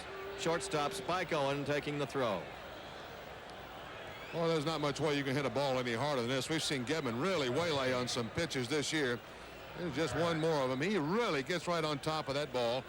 And really, the ball is hit so hard, you would figure that he may not have a chance to go to second anyway, and boy, did he not. Calderon with a good play there for a visiting player. Take it nicely, perfectly off the boards there, and that overhand throw on one hop to get Gedman. And Getty had no chance. So it's a single wasted. 1 ball, no strikes.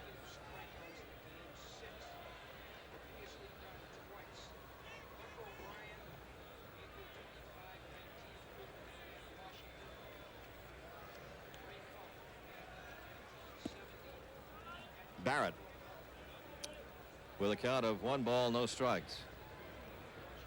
Marty flied deep to center field in the 2nd inning, coming close to the wall, but Henderson went back on the track.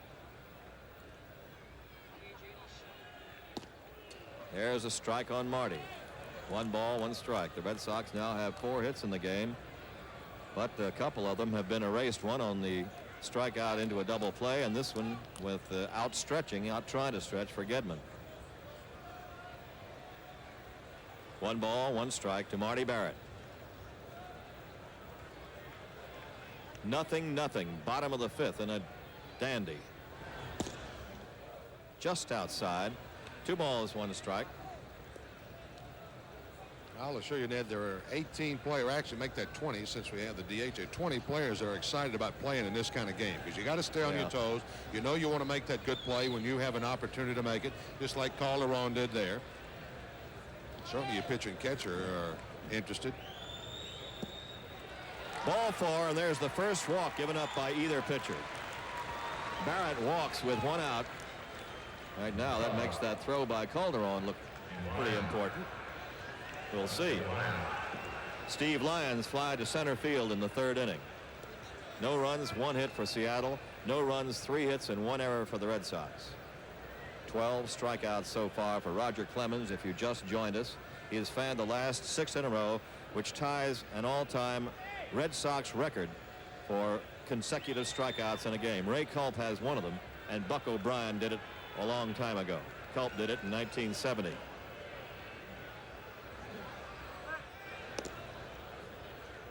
O'Brien did it in 1913 at Washington, old Griffith Stadium, and Ray Culp did it on the 11th of May.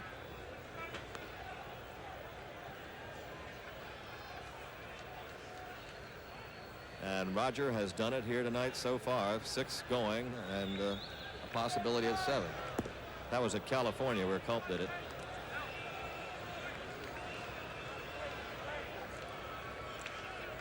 Lions up with a count of 1 ball, no strikes. They're playing in New York now. Minnesota got 2 home runs in the 2nd inning to lead Guidry and the Yankees 2-0. Tim Loudner and Lombardazzo hit back-to-back home runs.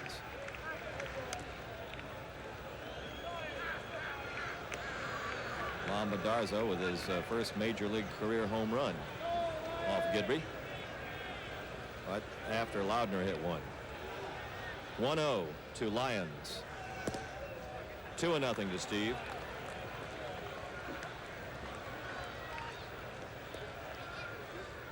I'll get a phone call somewhere after the game tonight. Boy, you'll be talking about that to parents or family or somewhere. Not many guys break in with that first one off. Somebody like Guidry. Off lightning, that's right. Yeah.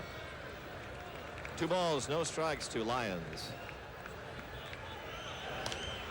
Carved foul out of play, 2-1. Toronto leading California 3-1 after 3 at Toronto. Joyner is homered for the Angels. McCaskill against Steve. Baltimore nothing. The White Sox nothing in the 3rd at Chicago. Royals 1, Detroit 1 after 4 at Detroit. Dennis Leonard in that one against Frank Tanana.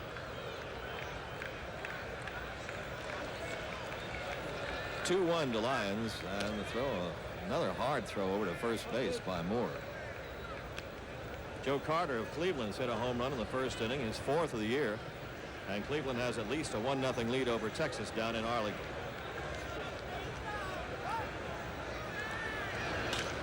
Fly ball, well hit to center field. Henderson back, still back, and there at 379 with the catch. And Barrett back to first as Lyons gives it a ride, but nobody can get it to either side. They've been making the long shots to center field here. It's kind of the pretty play you like to see the outfielder make, Ned. The crack of the bat, he puts his head down like Henderson does here.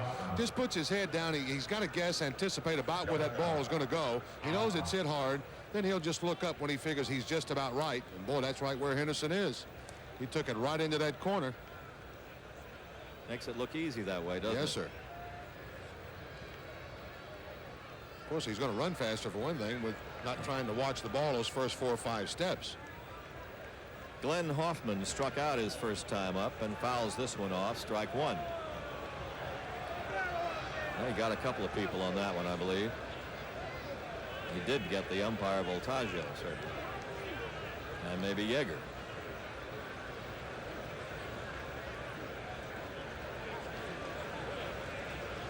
It's a strike to Hoffman.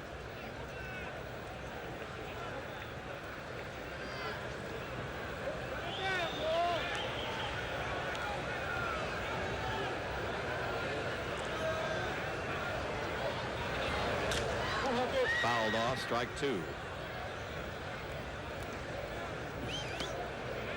Cincinnati won, Montreal nothing, but Montreal's piled up some runs in the 4th inning. Andre Dawson has hit his 6th home run. Hubie Brooks won right after that for his home run, his 5th. Tim Wallach, his 3rd. Fitzgerald, his 2nd, all in the same inning. So Montreal has gone ahead of Cincinnati. Knocked out Soto.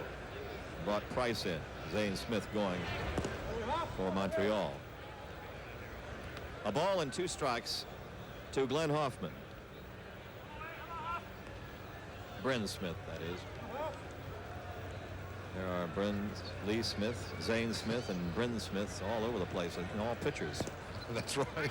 2 and 2. You know, I'll tell you, the only way I can remember him, because I got wound up in that thing the other day, is Zane pitches for Atlanta, and he's closer to the west. And it reminds me of Zane Gray, so that's how I remember it. And that's good, a thought association right there. Best I can do. Another bullet over to first base by Moore. Well, Phelps going to have to wonder if he's got the right kind of glove on over there in a minute. Glenn Hoffman with a count of 2 and 2 and 2 out.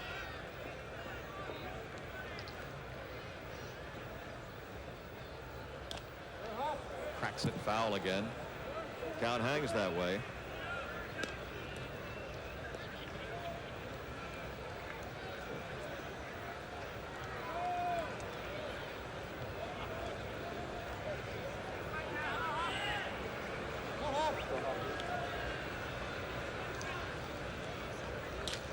Down to the left side, Presley with it, and over to second to Tartable for the out.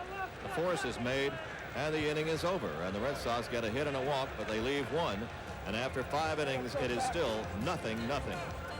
And now a message from your Mass Chevy dealers, the place to get the truck deal of a lifetime.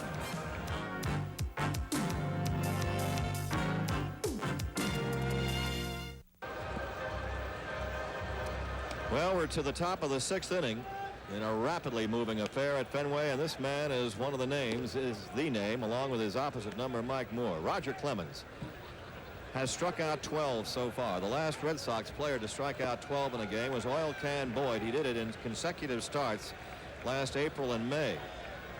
Clemens' high is 15. He struck out the 15 Kansas City Royals. He has fanned 12 through 5 innings, and he's struck out the last 6 men to face him. So we'll watch this rather carefully. Almost lost in the shuffle is Mike Moore, who's pitching a heck of a ball game. He has struck out only 3. He's given up 4 hits, but he has given up no runs. Might be one pitch make the difference in this ball game tonight, Mr. Martin. Could be. I wonder. I'm thinking of Dave Henderson a lot. This ball club. I hate to think that. Because he's leading off, you mean? He's broken up a couple with late inning home runs here. Won a 1-0 game, I believe. And Dave Henderson is up right now. He took a 3rd strike in the 3rd inning. He was number 6 for Clemens. Actually, all of them can just about take a number now somewhere along the line. Everybody, just about except Yeager. He's only been up once. Strike 1.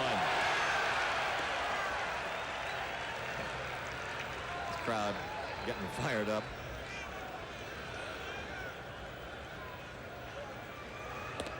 One ball, 1 strike. Well, they talked about Dr. K if they want to, but tonight, I don't know. He wouldn't be any better. He might be even. Yeah. Ball 2, a little bit high. Ball 2 and strike 1. Well, one thing, the guy that hangs up all the K's here, no matter whether he sits and in the bleachers or down left field, he is really, really going to hate himself tomorrow. Missed the boat He tonight. is not here tonight. Strike 2. It is 2-2 to Dave Henderson.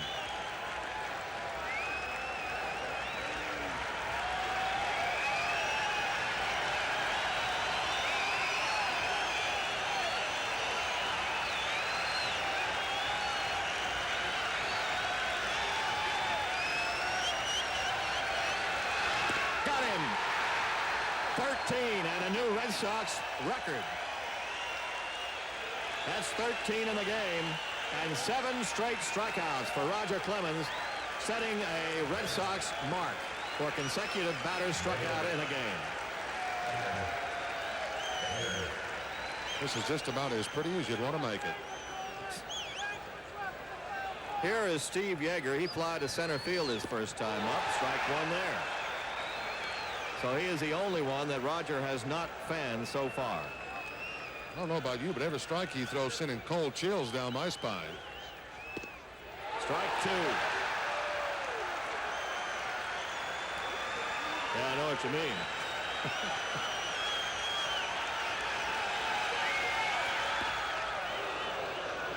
And you know, usually a rhythm pitcher is somebody who's kind of a finesse pitcher, but he's got a rhythm tonight along with it. One ball, two strikes. Did he get him? No. First base umpire Tim Welke says no. And it is 2-2. I don't know what game he's watching. That's got to be a swing there. Looked like it went around. Oh, my goodness. Give him the benefit of the doubt, if nothing else. Strike three. There it is. Number 14. Now he's gotten everybody in the lineup. Oh, he is just immense out there.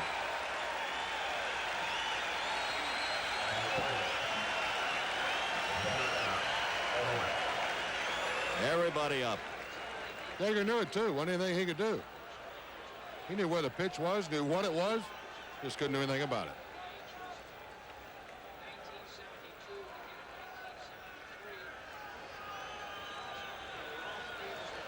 8 strikeouts in a row. The last time that was equaled was Ron Davis. Tom Seaver has 10 in a row. Nolan Ryan did 8 twice, or 9 twice. Strike. 1 ball, 1 strike to Spike Owens, who has struck out, and he has the only Mariner hit. He singled sharply to right field on a breaking pitch in the 4th inning after 2 strikes were on him. And he hits another one hard. Way back goes Lyons. Got it. And a 1-2-3 inning for Roger Clemens. Gets a tremendous hand as he goes off the field, as he has fanned 14 through 6 innings. And we move to the bottom of the 6th. 0-0.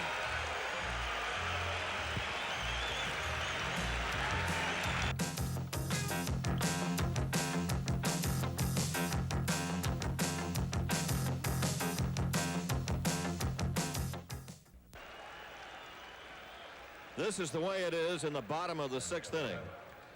And this only tells part of the story. The other part, a third of it, 1 hit for Seattle. And the biggest part, 14 strikeouts for Roger Clemens through 6 innings. Dwight Evans up. And Mike Moore. There's a ball behind Tartabull. And Evans gets a life. Danny Tartabull muffs one with took a quick hop on him as Evans gets on the error. So the Red Sox have the lead man on in an inning. Ball was tailing in a little bit, hit it hard, but right at Tartabull, and Danny just missed it, went behind him, couldn't find it, and it's an error to the second baseman.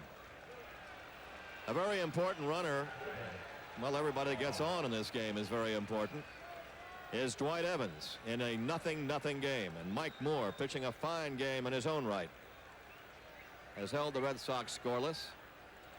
He has fanned 3. He has walked but 1. Wade Boggs is up. He's 0 for 2. They look for the bunt on the third base side. Takes ball 1. Presley way in on the grass on the third base side. And Boggs checking with Rene Latchman at third.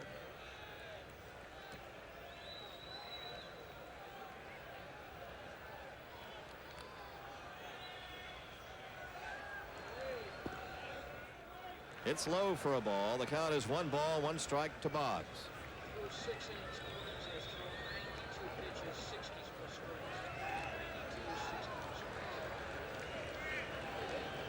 1 ball, 1 strike to Wade.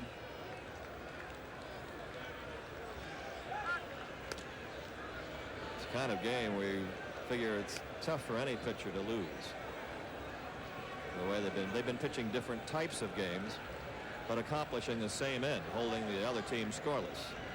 Presley in still at third, but not as far. Runner breaks, a throw down to second base, and he is out of there. Danny Tartable puts the throw on the second time that Yeager, with that little quick sidearm throw, has nailed a runner. Now, whether a sign was missed or whether it was just had to be a hit and run situation, and Boggs did not offer. I think you're absolutely right, Mr. Martin. I see some awful frowning looking faces. One from Evans, the first, and then back to McNamara. On that hit and run, as we've said so many times, that base runner not trying to actually steal the base, so you're not really trying to get that big jump. Trying to get him down there, but Boggs up there. 3-1 to Wade, and there is 3-2. So the Red Sox miss another opportunity. They've had 2 runners thrown out. 1 runner thrown out from the outfield trying to stretch a single to a double. The other 2 thrown out by Yeager behind the plate. A walk to Boggs, and wouldn't you know that? Second walk given up by Moore. 1 out, 1 on.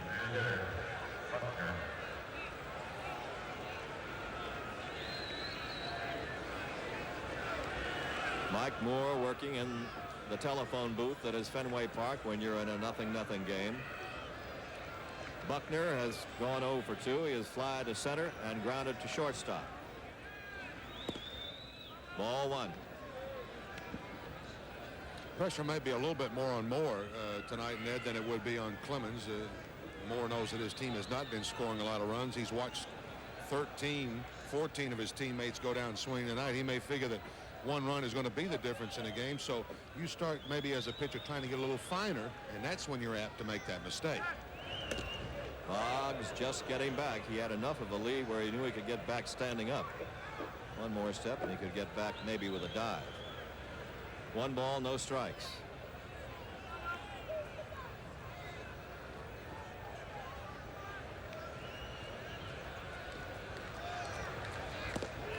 And a good strike thrown across the outside corner to Buckner. 1 ball, 1 strike to Billy Buckner in a 0-0 game, bottom of the 6th.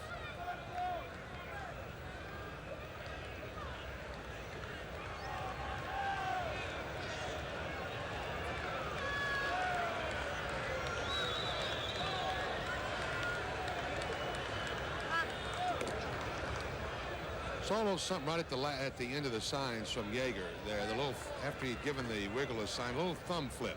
That was a sign from Moore to just come. There it is again. Come set and take a good throw over to first.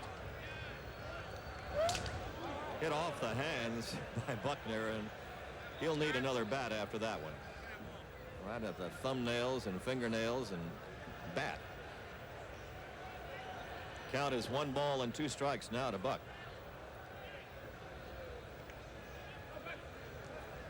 Used to use that little thumb flip with you catchers a lot here. We used it for a while. As a catcher, if I wanted to find out something, if the base runner maybe give me something away, and certainly this ball game, a stolen base may be the difference. Stolen base and a base hit, you may have your ball game. So in order to find out something, maybe you wanted your pitcher to come set and give you a good move over to first, not just a move, a very good move. Sometimes that base runner would give you something away and give you a little bit of an advantage. No flip this time. Pitch to the plate is in order. Buckner goes to left field fairly deep and is up off the wall. Boggs goes to third. Buckner goes to second. Runners at second and third.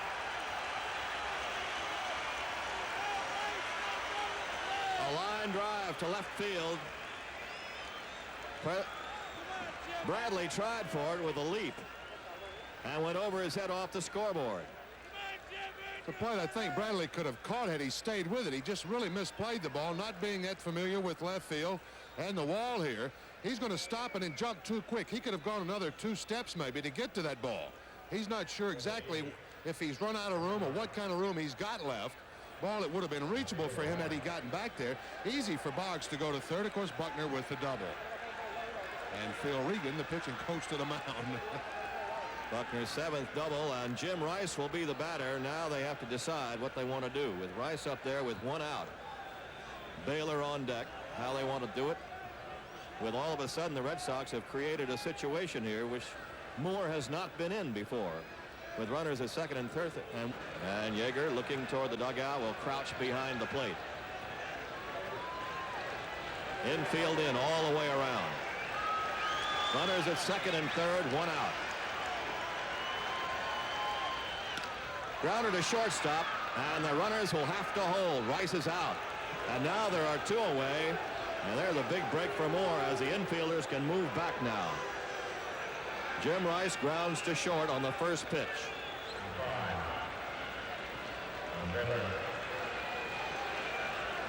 Now Don Baylor is the hitter. Moore doing a nice job that time after giving up the, well, there's an error on what should have been out number 1 on Tartables, and they got him anyway as Evans was caught down at second base. A walk to Boggs, then the wall double by Buckner, which, as Monty pointed out, might have been caught out there by Bradley. Here's Baylor. Carves the inside pitch into the crowd on the third base dugout side. Baylor has had an infield hit and struck out into a double play. He struck out on a breaking pitch. And the runner at first base, Rice, was caught going to second. Another one. This time he has zeroed in the dugout and went a little farther. Not quite so much foul as the first one, but hit harder. 0-2. Manager Chuck Cartier, he's protected. He's going to get right behind that screen there. So now Baylor is down on the count, 0-2. Runners at second and third. Struck him out. Dropped down, threw in the breaking pitch, and the Red Sox chances go by the boards in the 6th inning. They do not score. They leave 2 big ones. And after 6, it's 0-0.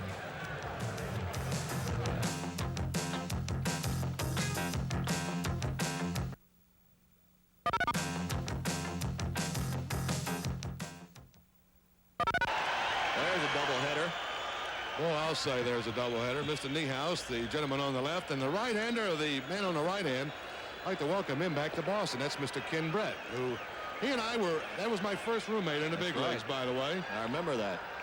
As a matter of fact, his greeting to me today, he said, who would ever thought that back in 1970, you and I as roommates would wound up be behind a microphone some 12 years later or so. Neither one of you would have won any money on the bet like that. No, guaranteed.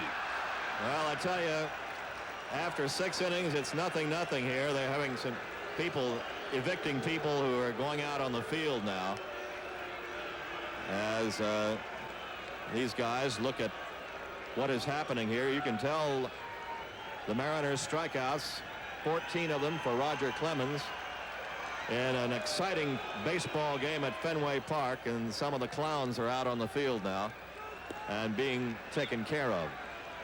But it is almost a celebration time, and Monty, usually at Fenway Park, the excitement builds when the Red Sox come up in the bottom of an inning. Now it is building into the top of every inning. Boy, you're so right, especially tonight. These fans are right on Roger's side all the way, and they have been actually right from first strikeout.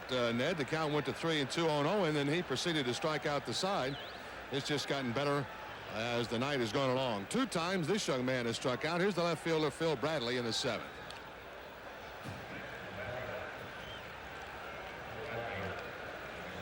You know, I was thinking about this a moment ago. After the 3-2 count to Owen as he led off, he had a couple of foul balls in his count, but since then they have not been that many foul balls on Roger. He has just been coming right after hitters and getting them. Needless to say, he's been getting them as he has struck out 14, 2/3 of his way to number 15, his career high. No balls, 2 strikes the count to Bradley. No score in this one as yet, and as you keep mentioning, Ned, and very rightfully so, a good bit of pitching by Mike Moore, especially good pitching by him in that 6th inning. Rice maybe a little over anxious, helped him out a little bit with 2nd and 3rd. Strike 3, number 15 for Clemens. He's tied his career high.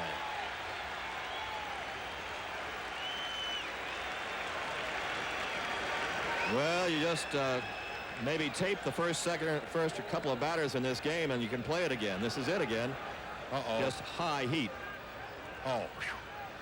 I looked up quickly to see Roger headed toward the Red Sox dugout without any indication of anything. As far as arm was concerned, all he wanted was a tongue depressor, though, to clean out his shoes. Don't give me that again. Oh. Well, you talking about all those chills I had go down my spine and those strikeouts. Here you are for the Red Sox strikeouts. Mambo did it in Washington in a night game. I think it was an extra innings. Were you there for that game? Yeah. Must have been. Yeah, I was. It was 61. I think he put a few curveballs on them boys. He would have done it a little different than I think Roger would have done it tonight, although Mambo had a pretty good fastball. No, I don't think it was extra. He just did it. That was a night record at one time. Ken Phelps. He is 0 for 2. Both times he's been up there, he has struck out. Baylor hugging the line at first. Boggs a bit off the line at third for the Seattle first baseman.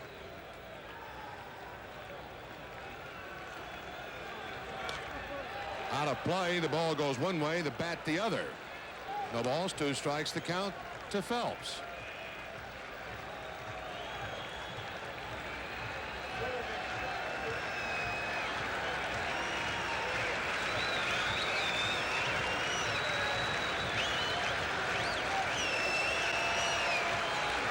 The left-hander is Guterman, number 36 there, and the right-hander, of course, you might remember, Peter Ladd, former Bigfoot is right.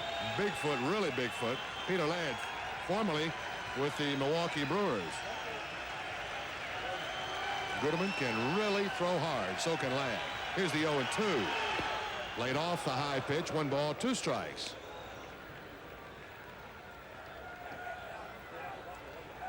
Mariners do have Nunez back on their roster tonight. He has been on the disabled list. Check the swing, just fouled it away.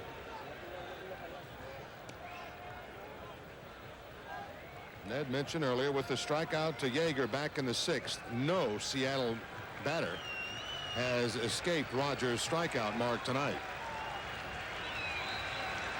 And as you can imagine, a lot of them have gone down twice.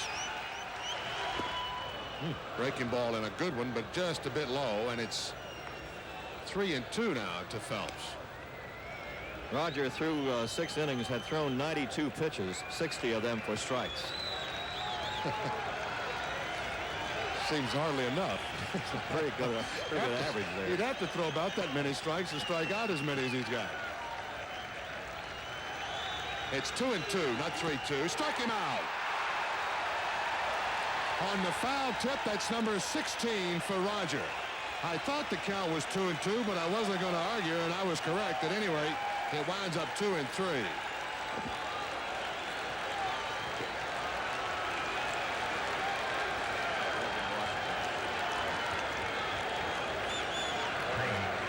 Here it comes on the 2-2 pitch.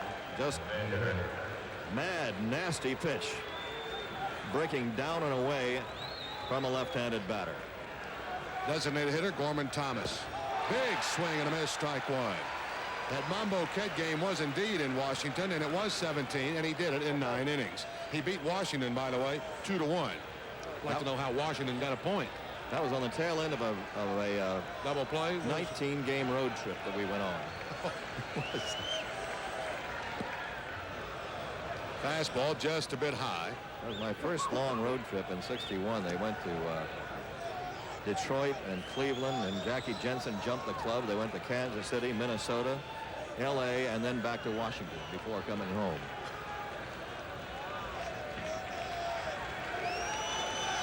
Five hits for Boston, 1 for Seattle. No score, and it's 1-2 to Thomas.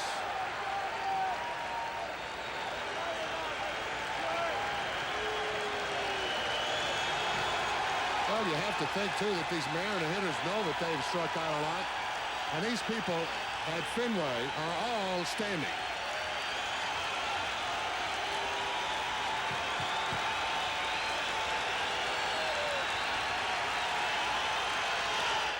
Fly ball straight away center field deep. Lyons right at the grill work. It's a home run. Ooh. Right up over the grill work for Gorman Thomas. It's 1-0 Seattle. That's number 5 for the big designated hitter.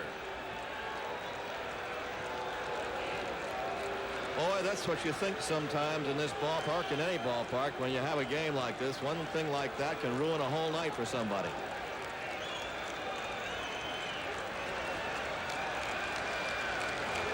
And he's the kind of guy that can put a game away with one swing of the bat. That's only the second Mariner hit. Ball out over the plate where he could extend on it. And he delivered a time. Lyons for a minute thought he could have it, but it just kept going. He went as far back as he could. 0-1 count to Bradley following that. You know, Ned, what had happened is I look up quickly at the flag, although I don't know if that would have made a difference. It certainly would have been a hit. Certainly was going to be high off the wall. But that flag now blowing toward the center field area. Strike 2 to Bradley. Or make that Presley, excuse me.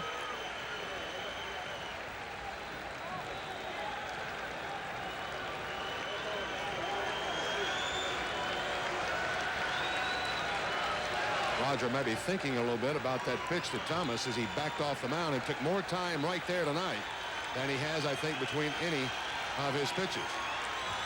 The 0-2. We're to the right side. Baylor will feed on to Clemens covering first, and the Mariners are retired, but they break the ice in this real pitching duel here tonight. After 2 strikeouts, the 2-out homer by Gorman Thomas, and at the end of 6 1/2, that's the score, 1-0 Seattle.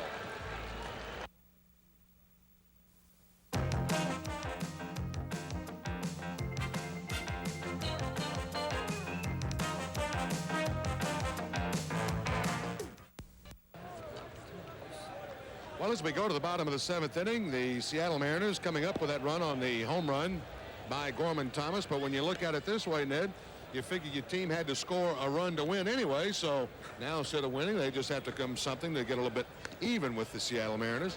Well, Mike they've had Moore their shot a couple of times, and Moore did an excellent job in the 6th inning on something that was not entirely his fault, getting the paper where they were. certainly didn't do that. The error committed by Tartabull. There's the difference in that flag as we started here tonight. That flag blowing right in our face here behind home plate. And now it's blowing at our back straight to center. In the 7th, Gedman, Barrett, and Lyons, the scheduled hitters against Mike Moore. Popped it up left side in foul ground. Jim Presley with a lot of room. Yeager gives way to Presley at the last second. And Gedman is out number one. One pitch, one out.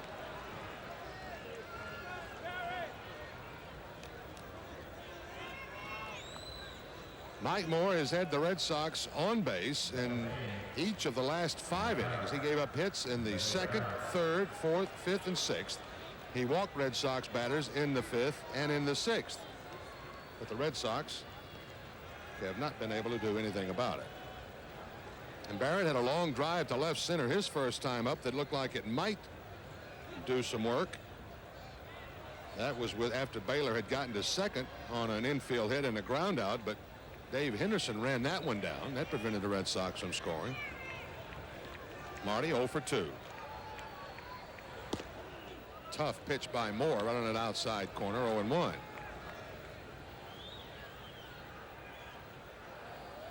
I said Marty's 0 for 2. Excuse me, he's 0 for 1. He walked in the 5th. Reaches for the breaking ball, fouls it away. 0-2 the count.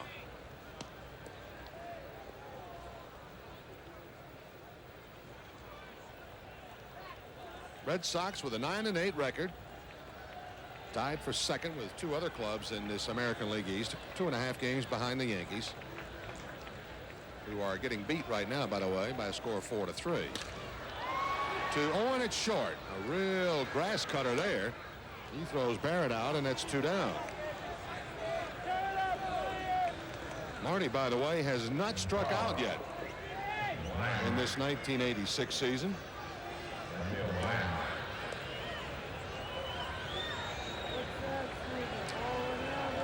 It's covered 65 plate appearances now. As a matter of fact, struck out just once every 11.5 or 11.8 times, something like that, last year. So Already well and above running over that record. Here's center fielder Steve Lyons. Looks to bunt and takes the breaking ball off the plate outside. 1 ball, no strikes. Double barrel action in the Red Sox bullpen. Sammy Stewart and Tim Lawler. Actually, they're just probably getting some throwing in because they're past Stewart's point in the game. To the left side and through the hole. Lyons just saw the big gap over there. Seemed like he just took that pitch and steered it right through there. He'll have the 6th Red Sox hit. He's 1 for 3. So something running with a couple down here in the 7th. Steve was looking to the left side when he bluffed the bunt the last time up, looking for a little hole somewhere. Then he found the hole by swinging away, kind of inside out at it really, and got it into the big hole between the third baseman and shortstop.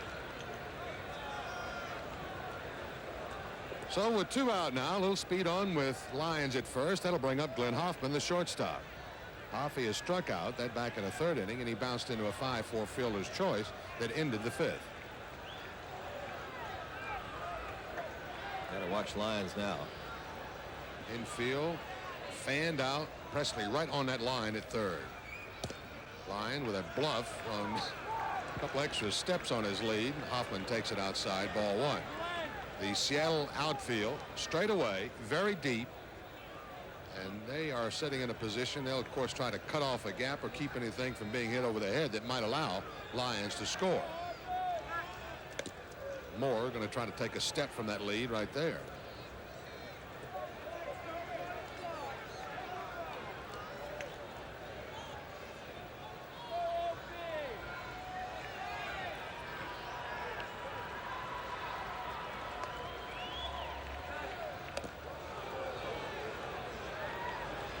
Pitching seems to be rather in vogue tonight, Ned. Some close scores going on. Baltimore 1-0 over Chicago after 5.5. McGregor against Nelson. It's 2-1 Detroit over Kansas City after 7. Tanana against Leonard. 1-1 after 2.5 at Milwaukee and Oakland. Cotterelli against Wegman. So scores are fairly low. It's 1-0 here. Watch out, Hoffey.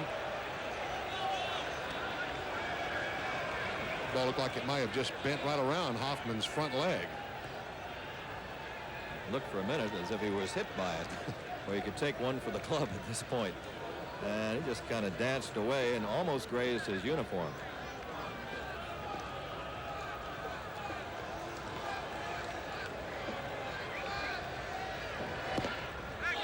Pull it back in time. 3-0 to Glenn. They've got a dandy going in Toronto. California, Toronto tied at 3 after 5. Joyner's hit his 6th home run of the year for the California Angels. That was a solo homer in the 4th inning. McCaskill against Steve in that one. Ball 4 to Hoffey as he walks on 4 pitches. That'll move Lyons up to 2nd in scoring position, representing the tying run, and that'll bring up Dwight Evans. The 3rd walk issued by Moore tonight.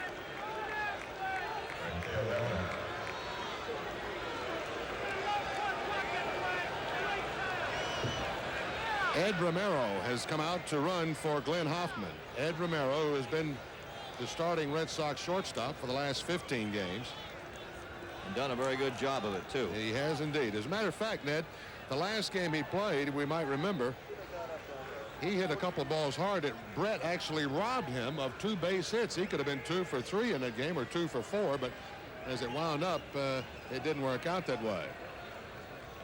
Double barrel action now in the Seattle bullpen. That is Matt Young and Best. Carl Best is the right-hander. This Seattle ball club can throw some heat at you out of that bullpen, I will assure you. So 2 on, 2 outs for Evans. He looks one over a bit low, ball 1.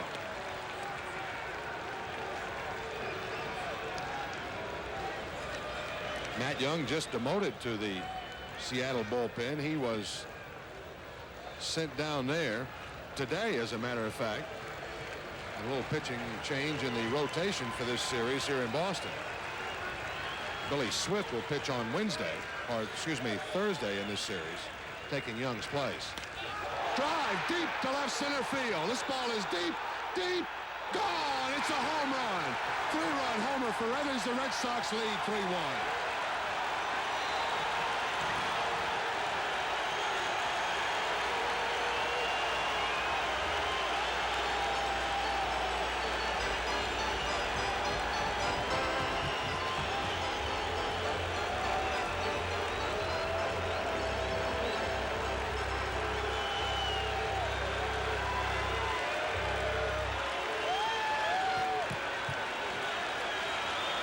What a smash by Dwight Evans.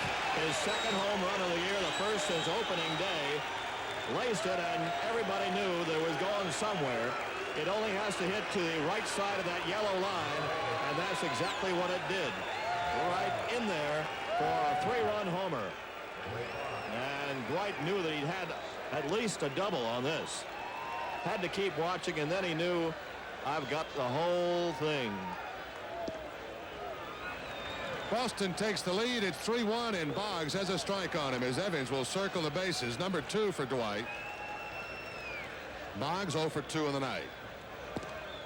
Well, Ned, that's one of the few times, and I mean very few times, that Evans has seen a fastball on the first pitch to him in a sequence of pitches. A lot of pitchers have been getting a lot of breaking balls and off-speed stuff. Maybe the first one he'd seen since Jack Morris on opening day. I don't know. He certainly hasn't seen many. 1 ball, 2 strikes, the count to Wade. They shift him around to left, of course. And he sends it that way. But it should be catchable for Bradley as he makes the wrong turn and then finally winds up with the catch. But the Red Sox take the lead. The big 3-run homer. Dwight Evans, his second of the year, as we go to inning number 8 on this real pitcher's night, and it's still a pitcher's night. The Red Sox lead 3-1.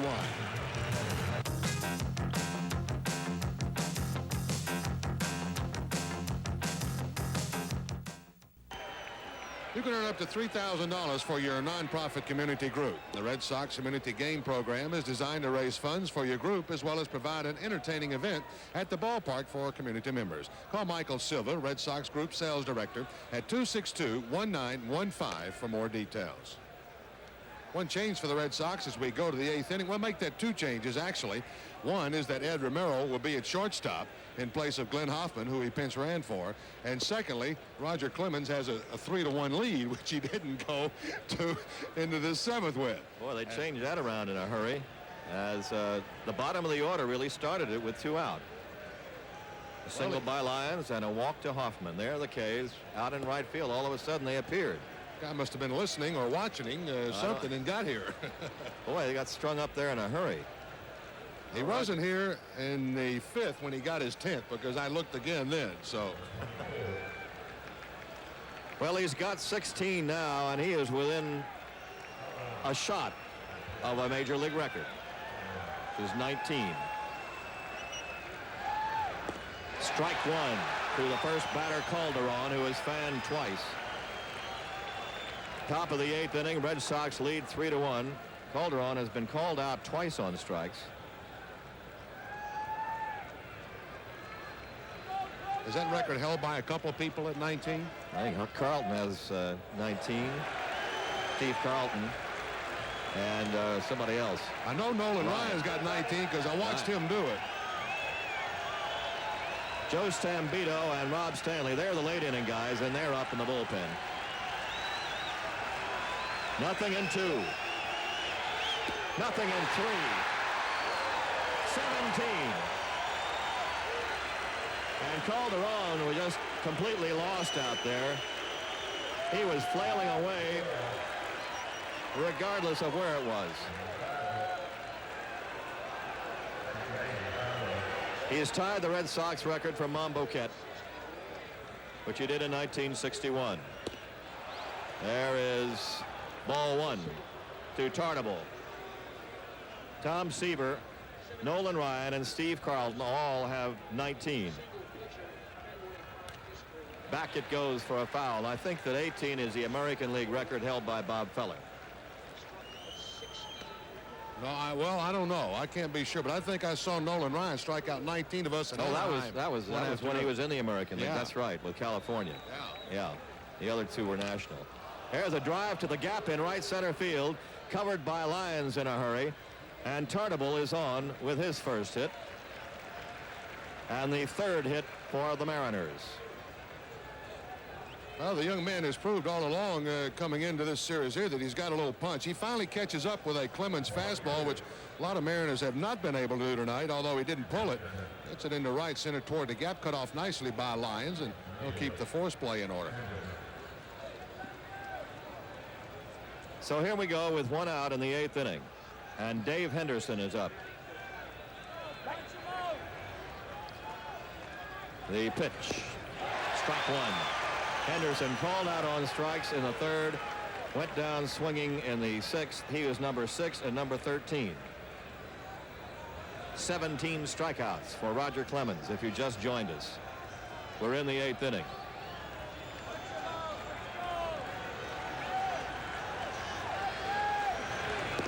Strike 2. Now he's ahead of Henderson, 0-2. And the crowd up again. Foul ball out of play. He'll have another shot. And you start thinking about records now. He's within 2.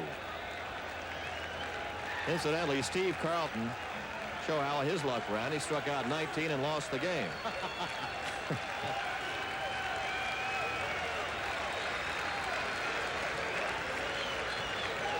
Al Cowens has come out on deck with Henderson up there, and Cowens, if he gets a chance, if there's no double play here, will bat for Yeager. A ball that sounded high, a fastball up and in. 1 ball, 2 strikes.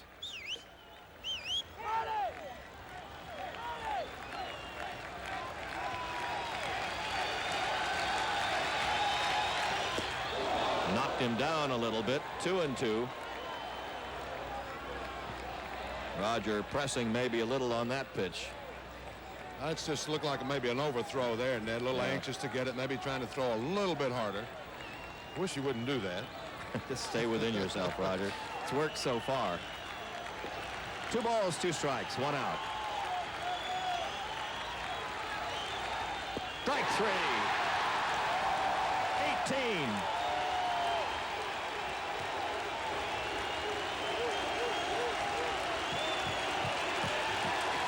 Never has there been this excitement in the last couple of years here. And it's not a sellout crowd by any means, but they're making sellout noises. Red Sox record for strikeouts in a game.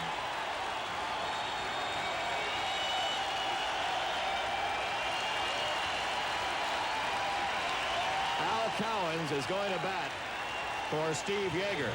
There's your mark on the scoreboard.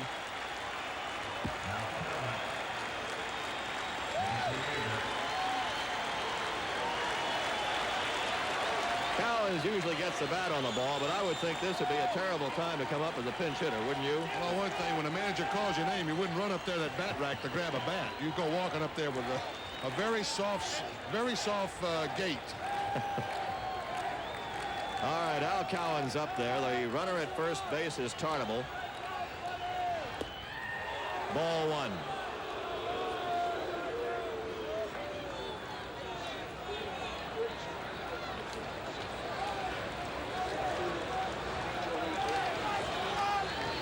There's a good breaking pitch for a strike. Roger has struck out 30 batters now in 2 consecutive games, and that's a major league record. Fly ball, center field straight away, and Lyons is there. So that ends the 8th inning. He still has a shot at it. We go to the bottom of the 8th. The Red Sox leading 3-1.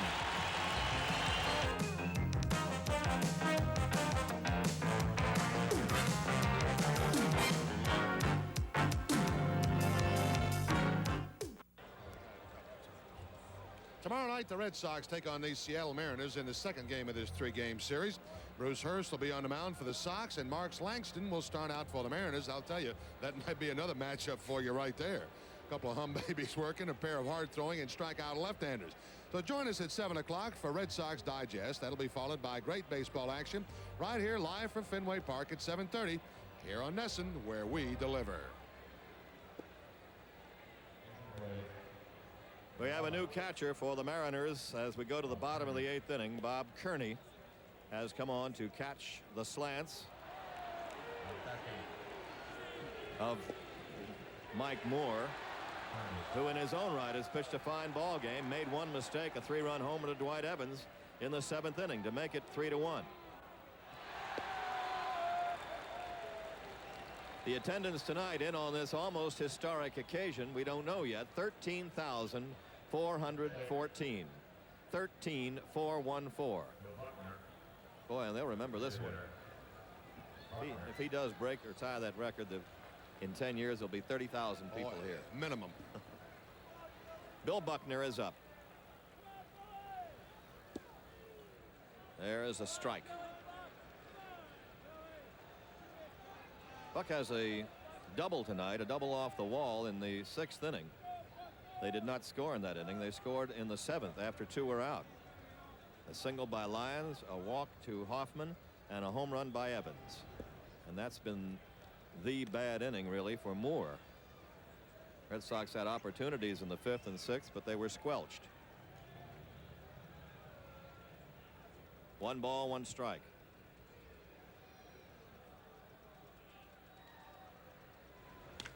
Ripped into right field, base hit. Bill Buckner with a good smooth stroke that time, singles sharply to right for his 2nd hit. Certainly starting to see a little bit more of the kind of swing that you expect to see from Buckner, Ned. The last couple of days he homered out in that series in Kansas City. He's been working a little extra hard. Even though that elbow is bothering him to throw, it's not bothering him that much to hit, as evidence tonight that double and then the single here. That ball scorched pretty good by Buck there to right field. Yeah, he was saying, I don't mind this DH too much every once in a while. Kind of nice to watch a game and get ready. It's sort of fun. Well, he's had fun the last couple of days, one in Kansas City and so far tonight. Here's Jim Rice. Ball one, the ball aimed a little bit by Moore that time and blocked by Kearney. Well, Buck might say that he kind of likes that DH once in a while, but I don't know if I'd try to tie a rope and keep him out from playing. You couldn't. He'd find a way to break it somewhere. Jim Rice has 1 hit in 3 times. They take off Buckner, the ground ball to shortstop, and because Buckner was taking off, he gets to 2nd. Rice grounds out Owen over to Phelps, but Buck, who was moving, gets to 2nd base. Well, you may have noticed a little handshake there for Jim in the dugout. He didn't put a great swing on it, but he did what they asked him to do. Buck maybe a little jam knee into 2nd when he went in on that slide. Buck probably had to make a decision whether it was going to be close on him at 2nd. They asked Jimmy to put the ball in play somewhere on the ground, preferably, and he did as Buckner took off. Certainly kept them out of the double play there anyway. Don Baylor is up, has singled and struck out twice.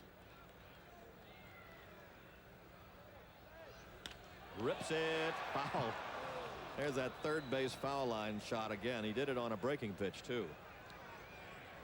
You'll see a zillion of those this summer. You also see some go fair. Against the wall, into the screen, and over everything.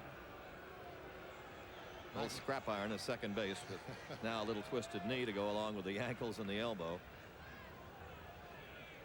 Send trainer Charlie Moss back to the drugstore for more ice bags. 0-1 to Baylor. 1 ball, 1 strike. Mack may be trying to steal a run here, Ned. He's got a 2-run lead. It's late in the game with that hit and run play between Rice and Buckner. Try to get Buckner down there in some kind of scoring position for not only Baylor here, but Gedman, who's on deck. That's not a bad idea at all. Baylor cracking that inside pitch again, foul. 1 ball, 2 strikes to Don.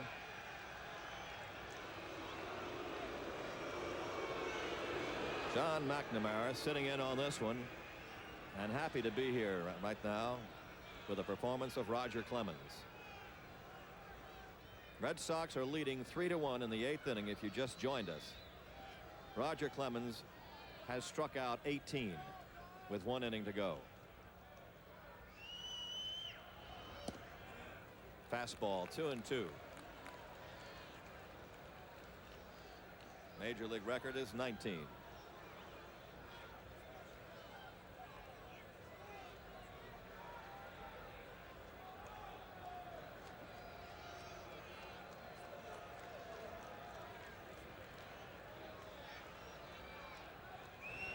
Baylor cracks a foul to the screen, and it's 2-2. Minnesota now leading the Yankees 6-4 in their battle at Yankee Stadium. That's after 5 innings. Loudner, Lombardazzo have hit back-to-back homers for the Twins. Pagliarillo and Griffey have homered for New York. Guidry is gone, and Ed Whitson is on, getting his usual round of applause, I suppose, in Yankee Stadium. Butcher all the way so far for Minnesota. 2-2 to Don Baylor. Foul back out of play. Baylor lives.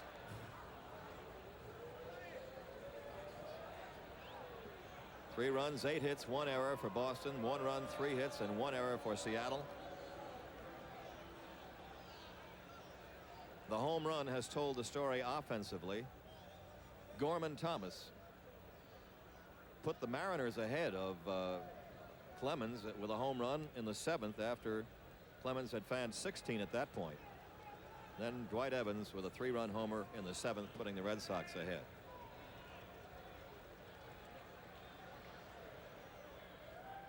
Two and 2 to Baylor.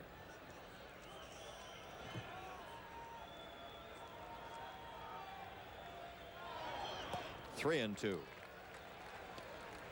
So the crowd wouldn't mind to see another run or two put up here, but they're all waiting around. Not one soul is left here as they wait for the 9th.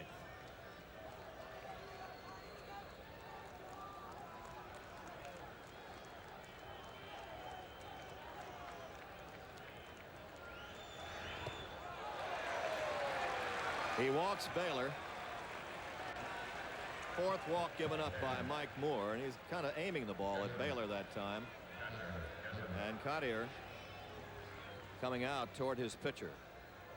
Moore has worked hard and well tonight, but in a circumstance that, well, you'd almost have to be perfect. They've had activity in the Seattle bullpen. The batter will be Rich Gedman with runners at 1st and 2nd. And that is going to be all for Moore, and he will get a well-deserved round of applause here. As they're coming in from the bullpen, new pitching help for the Seattle Mariners as Mike Moore leaves to a standing ovation by some of the folks here after realizing a job well done, but he has been up against a Roger Clemens on an almost impossible night. So Moore will leave. And we have the new hurler right now for Seattle. This will be the first relief appearance for Mike Young. As we told you, he was just put down into that bullpen situation today. And the reason he had gone down there was because he was having a little problem as a starter consistently getting the ball over the plate. He has walked 10 and struck out 10 in 4 starts for this Mariner ball club, holding a 2-2 record with a 5.89 earned run average. His outings have covered an 18 1/3 innings of work, giving up 22 hits and 12 runs. All of those have been earned. Giving up a couple of round trippers. But as I said, those numbers big. 10 and 10. Not the question, not the fact that he had walked 10 and struck out 10. It's just that he was working behind in the count quite a bit that caused him a little bit of his problem. So with the addition maybe, and I don't know, maybe the fact that he might be left-handed and not getting over the plate and working in this ballpark here, maybe Chuck Cottier decided to use young Billy Swift, who is, of course, as we know, out of the University of Maine, up the road here a bit in Orono. So he'll be working in place of Young, who was demoted today. If control has been his problem here, I would say he would more than have his work cut out for him, and maybe Gedman may realize that, even though you're left-hander against left-hander, Geddy can be perhaps a little more patient and a little more picky against a Young if he'd known that he's had that problem. Well, the starter, Mike Moore, threw 117 pitches in 7 2/3 innings, gave up 8 hits and 3 runs. He's responsible for 2 runners. He walked 4 and he struck out 4. Other American League games is California 3, Toronto 3 after 6. Joyner is homered for the Angels. Baltimore has come up with 4 runs in the 7th, knocking Gene Nelson out, and they lead the White Sox 5-0 now. Ripken has homered. Kansas City Royals and Detroit are in the 9th at Tiger Stadium, with the Tigers leading 2-1. Tanana over Leonard. All right, we're set now with Rich Gedman up. Gedman 1 for 3. Ball 1. This year, Rich has hit left-handers 6 for 19 at a .316 clip. Changed his whole career around when they just let him go and put him in there against everybody after platooning him for a couple of seasons. I think the only left-hander he hasn't played against has been Bannister twice, hasn't he? He didn't start those 2 games. Very high in the air to right center field. 3 players converging, and who's going to get it? Henderson, the center fielder. So there are 2 away. Tartabull was out. Henderson and Calderon were over. So Young gets his first hitter. And Marty Barrett coming up. We're going to have another visit to the mound. Barrett in this one has flied deep to center, walked, and grounded to shortstop, and they want the right-hander from the bullpen. That lad, who is somebody up best, I don't know who it was out there, but they are going to go the other way with right-handed hitting Marty Barrett up. So Best is coming in.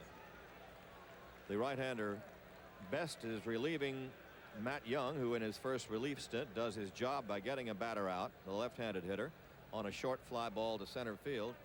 So he does his job in this still very close ball game. It's 3-1 with an inning to go. People are thinking about the strikeouts, but the Mariners are still tight at Fenway Park. I mean, only 2 runs down in this ballpark. So you are playing to try to stop the opposition from getting any more. Oh, you certainly are, and that's exactly the way Cartier is thinking, too. He, a little bit like John McNamara, you figure in the latter inning of a ball game, although his club has been struggling a little bit, striking out a lot, he's got some people that can put some jump on a baseball and get it out of a ballpark, not only theirs. So he's playing it by a little bit right by the book tonight, trying to keep this game at exactly where it is, at a 2-run deficit for him. So he'll make his move here, his percentage move. He'll go to the bullpen and get Carl Best, who can really get it up there with some hurry on it. 1-0, and this will be his 4th appearance, all as a reliever. An even 3 earned run average. 3 hits given up in 3 innings. A run it was earned. He's walked 2, and he has struck out 2.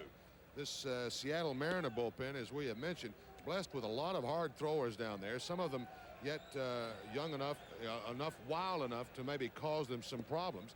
And just today, they've been joined by Nunez, Edward Nunez, who we have seen him throw hard. Oh, yeah. Young, who just left here tonight in his one batter appearance against Gedman, he can certainly throw hard. So it's not exactly, you don't go up there with a bat looking for a trick pitch off any of these Seattle Mariner bullpenners. You just get it turned, the volume turned up, and try to find something you really cut down on, and whittle work. So many clubs want to have just one guy that come out there, the stud that can strike somebody out. They've got 3 or 4. They certainly do. In the long run, that would be pretty, I would think, augur pretty well for Seattle, Monty. You could get either a very strong, deep bullpen out of that or make a starter out of one. Of course, Matt Young is a starter. He's just there temporarily, probably, to get it back. This guy spent just a bit of time with Seattle last year, Ned. He was in 15 games with them, worked all as a reliever. In those 15 games, he worked 32 1/3 innings and struck out 32 in the big league. So he wasn't overly impressed by any American League hitters when he first came up here. He just did what he can do, and that's throw hard. He can definitely throw hard. He's had big years, over 100 strikeouts a couple of years in his minor league career.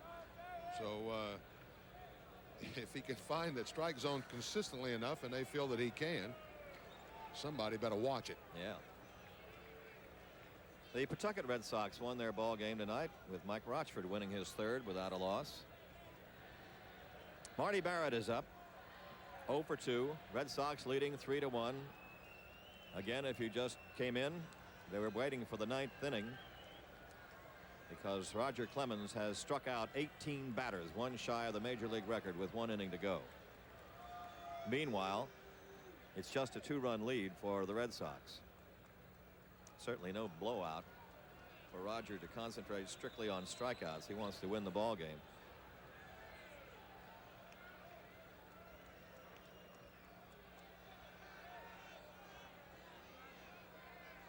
Buckner at second, Baylor at first. Strike one to Barrett.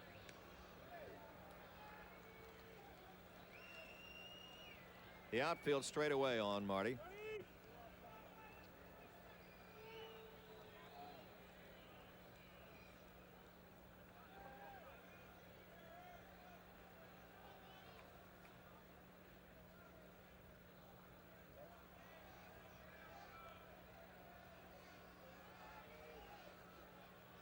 Carl Best getting ready to pitch to Barrett. That is Muddas to Jeff. Watch out. 1 ball, 1 strike. Conference right there.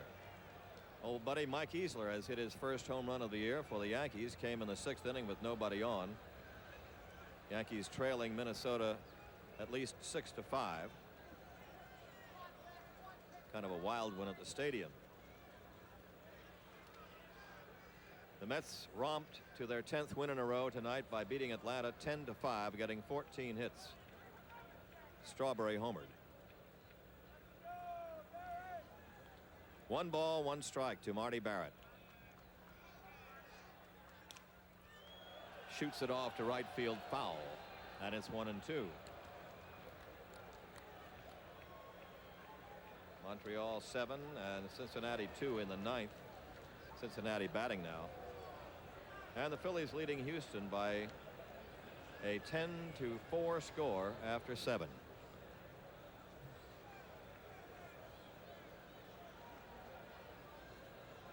Detroit has beaten Kansas City. That's a final 2-1. Frank Tanana getting his 3rd win, beating Dennis Leonard in a tough ball game. Again, Kansas City having trouble getting runs.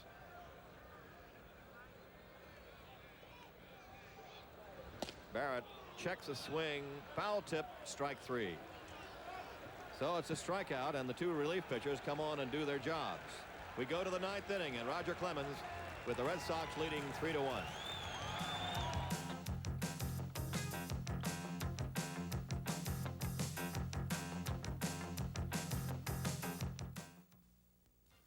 Boston Red Sox Baseball 86 is brought to you in part by Sullivan Tire, your family car care center. By your Mass Chevy dealers, the place to get the truck deal of a lifetime. By Budweiser, Beechwood aged for that clean, crisp taste. This Bud's for you. By Polaroid Spectra System, we take your pictures seriously. By Nynex. And by Nissan. Test drive the all-new Nissan truck hard bodies and your Nissan Datsun dealer now.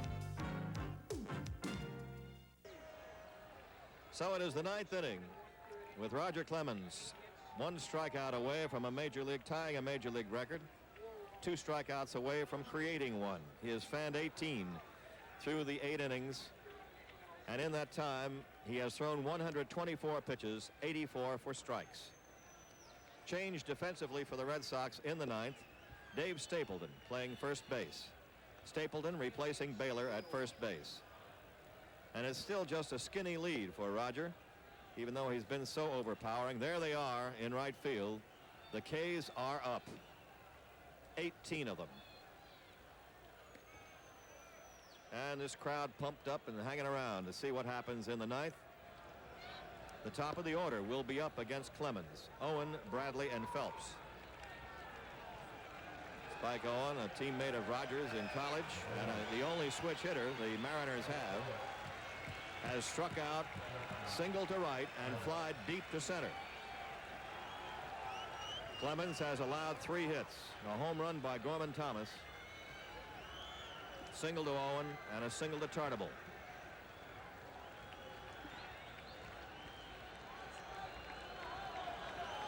So here we go.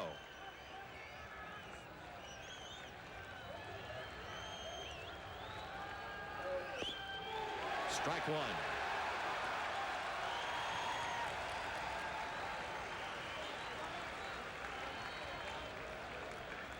I wonder if he knows he's that close to a record. I don't know. He knows he has a Red Sox record. Little breaking ball for ball one. 1 ball, 1 strike to Owen.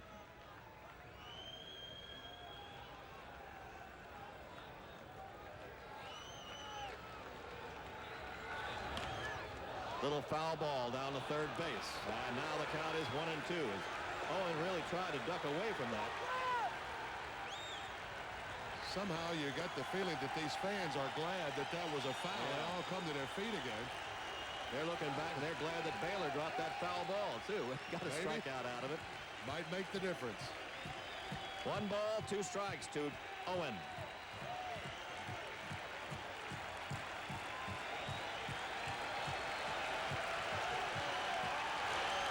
Foul ball, and the count hangs at 1-2. Owen is not an easy man to strike out. He'll usually get the bat on the ball. 1-2.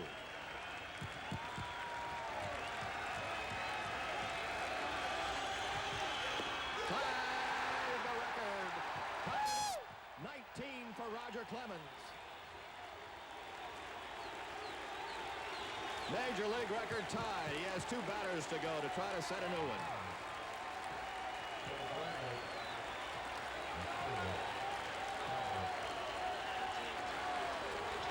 Here's Bradley. Ball 1. Here is the record tire.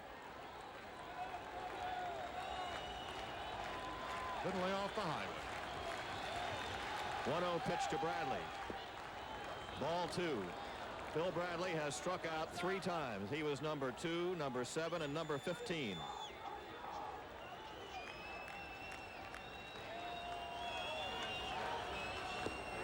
Strike 1. 2 balls, 1 strike, and he's still working like a machine out there.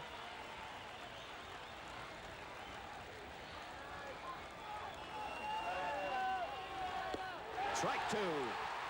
2-2. And here they come up at Fenway. I'm surprised they're going back down. I would think they would just stay up. Yep. As a matter of fact, I'm going to stand up. A new record. Clemens has set a major league record for strikeouts in a game. 20.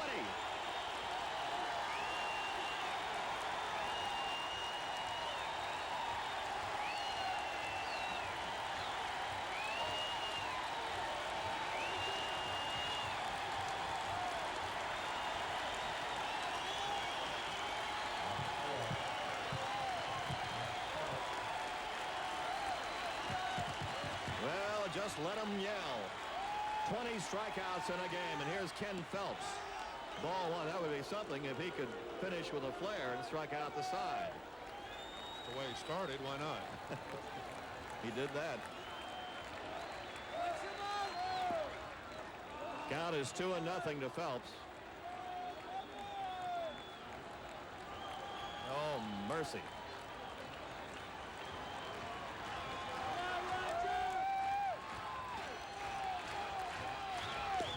The strike in there. 2 balls and 1 strike to Phelps, the left-handed batter. He has struck out 3 times. He has been number 3, number 8, and number 16.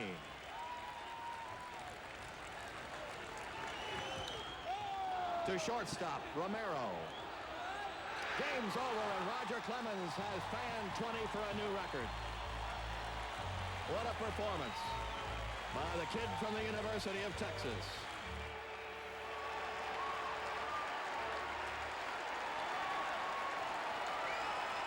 The whole team is there.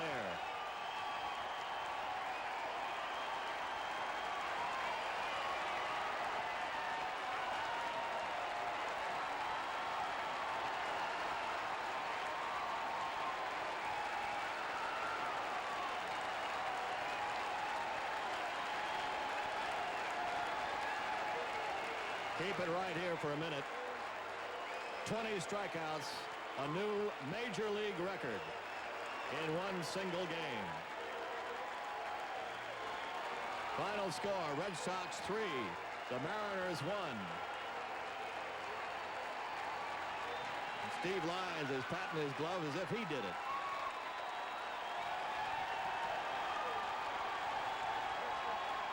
tremendous hand for Roger Clemens.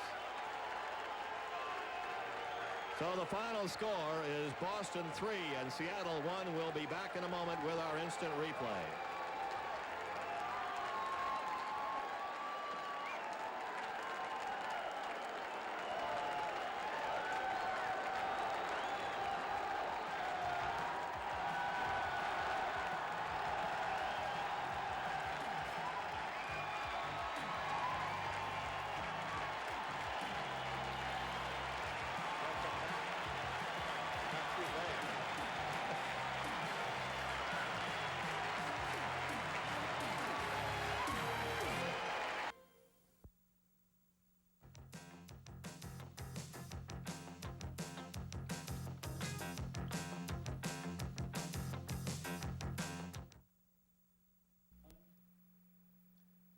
It's time now for Instant Replay, brought to you by Polaroid Spectra System.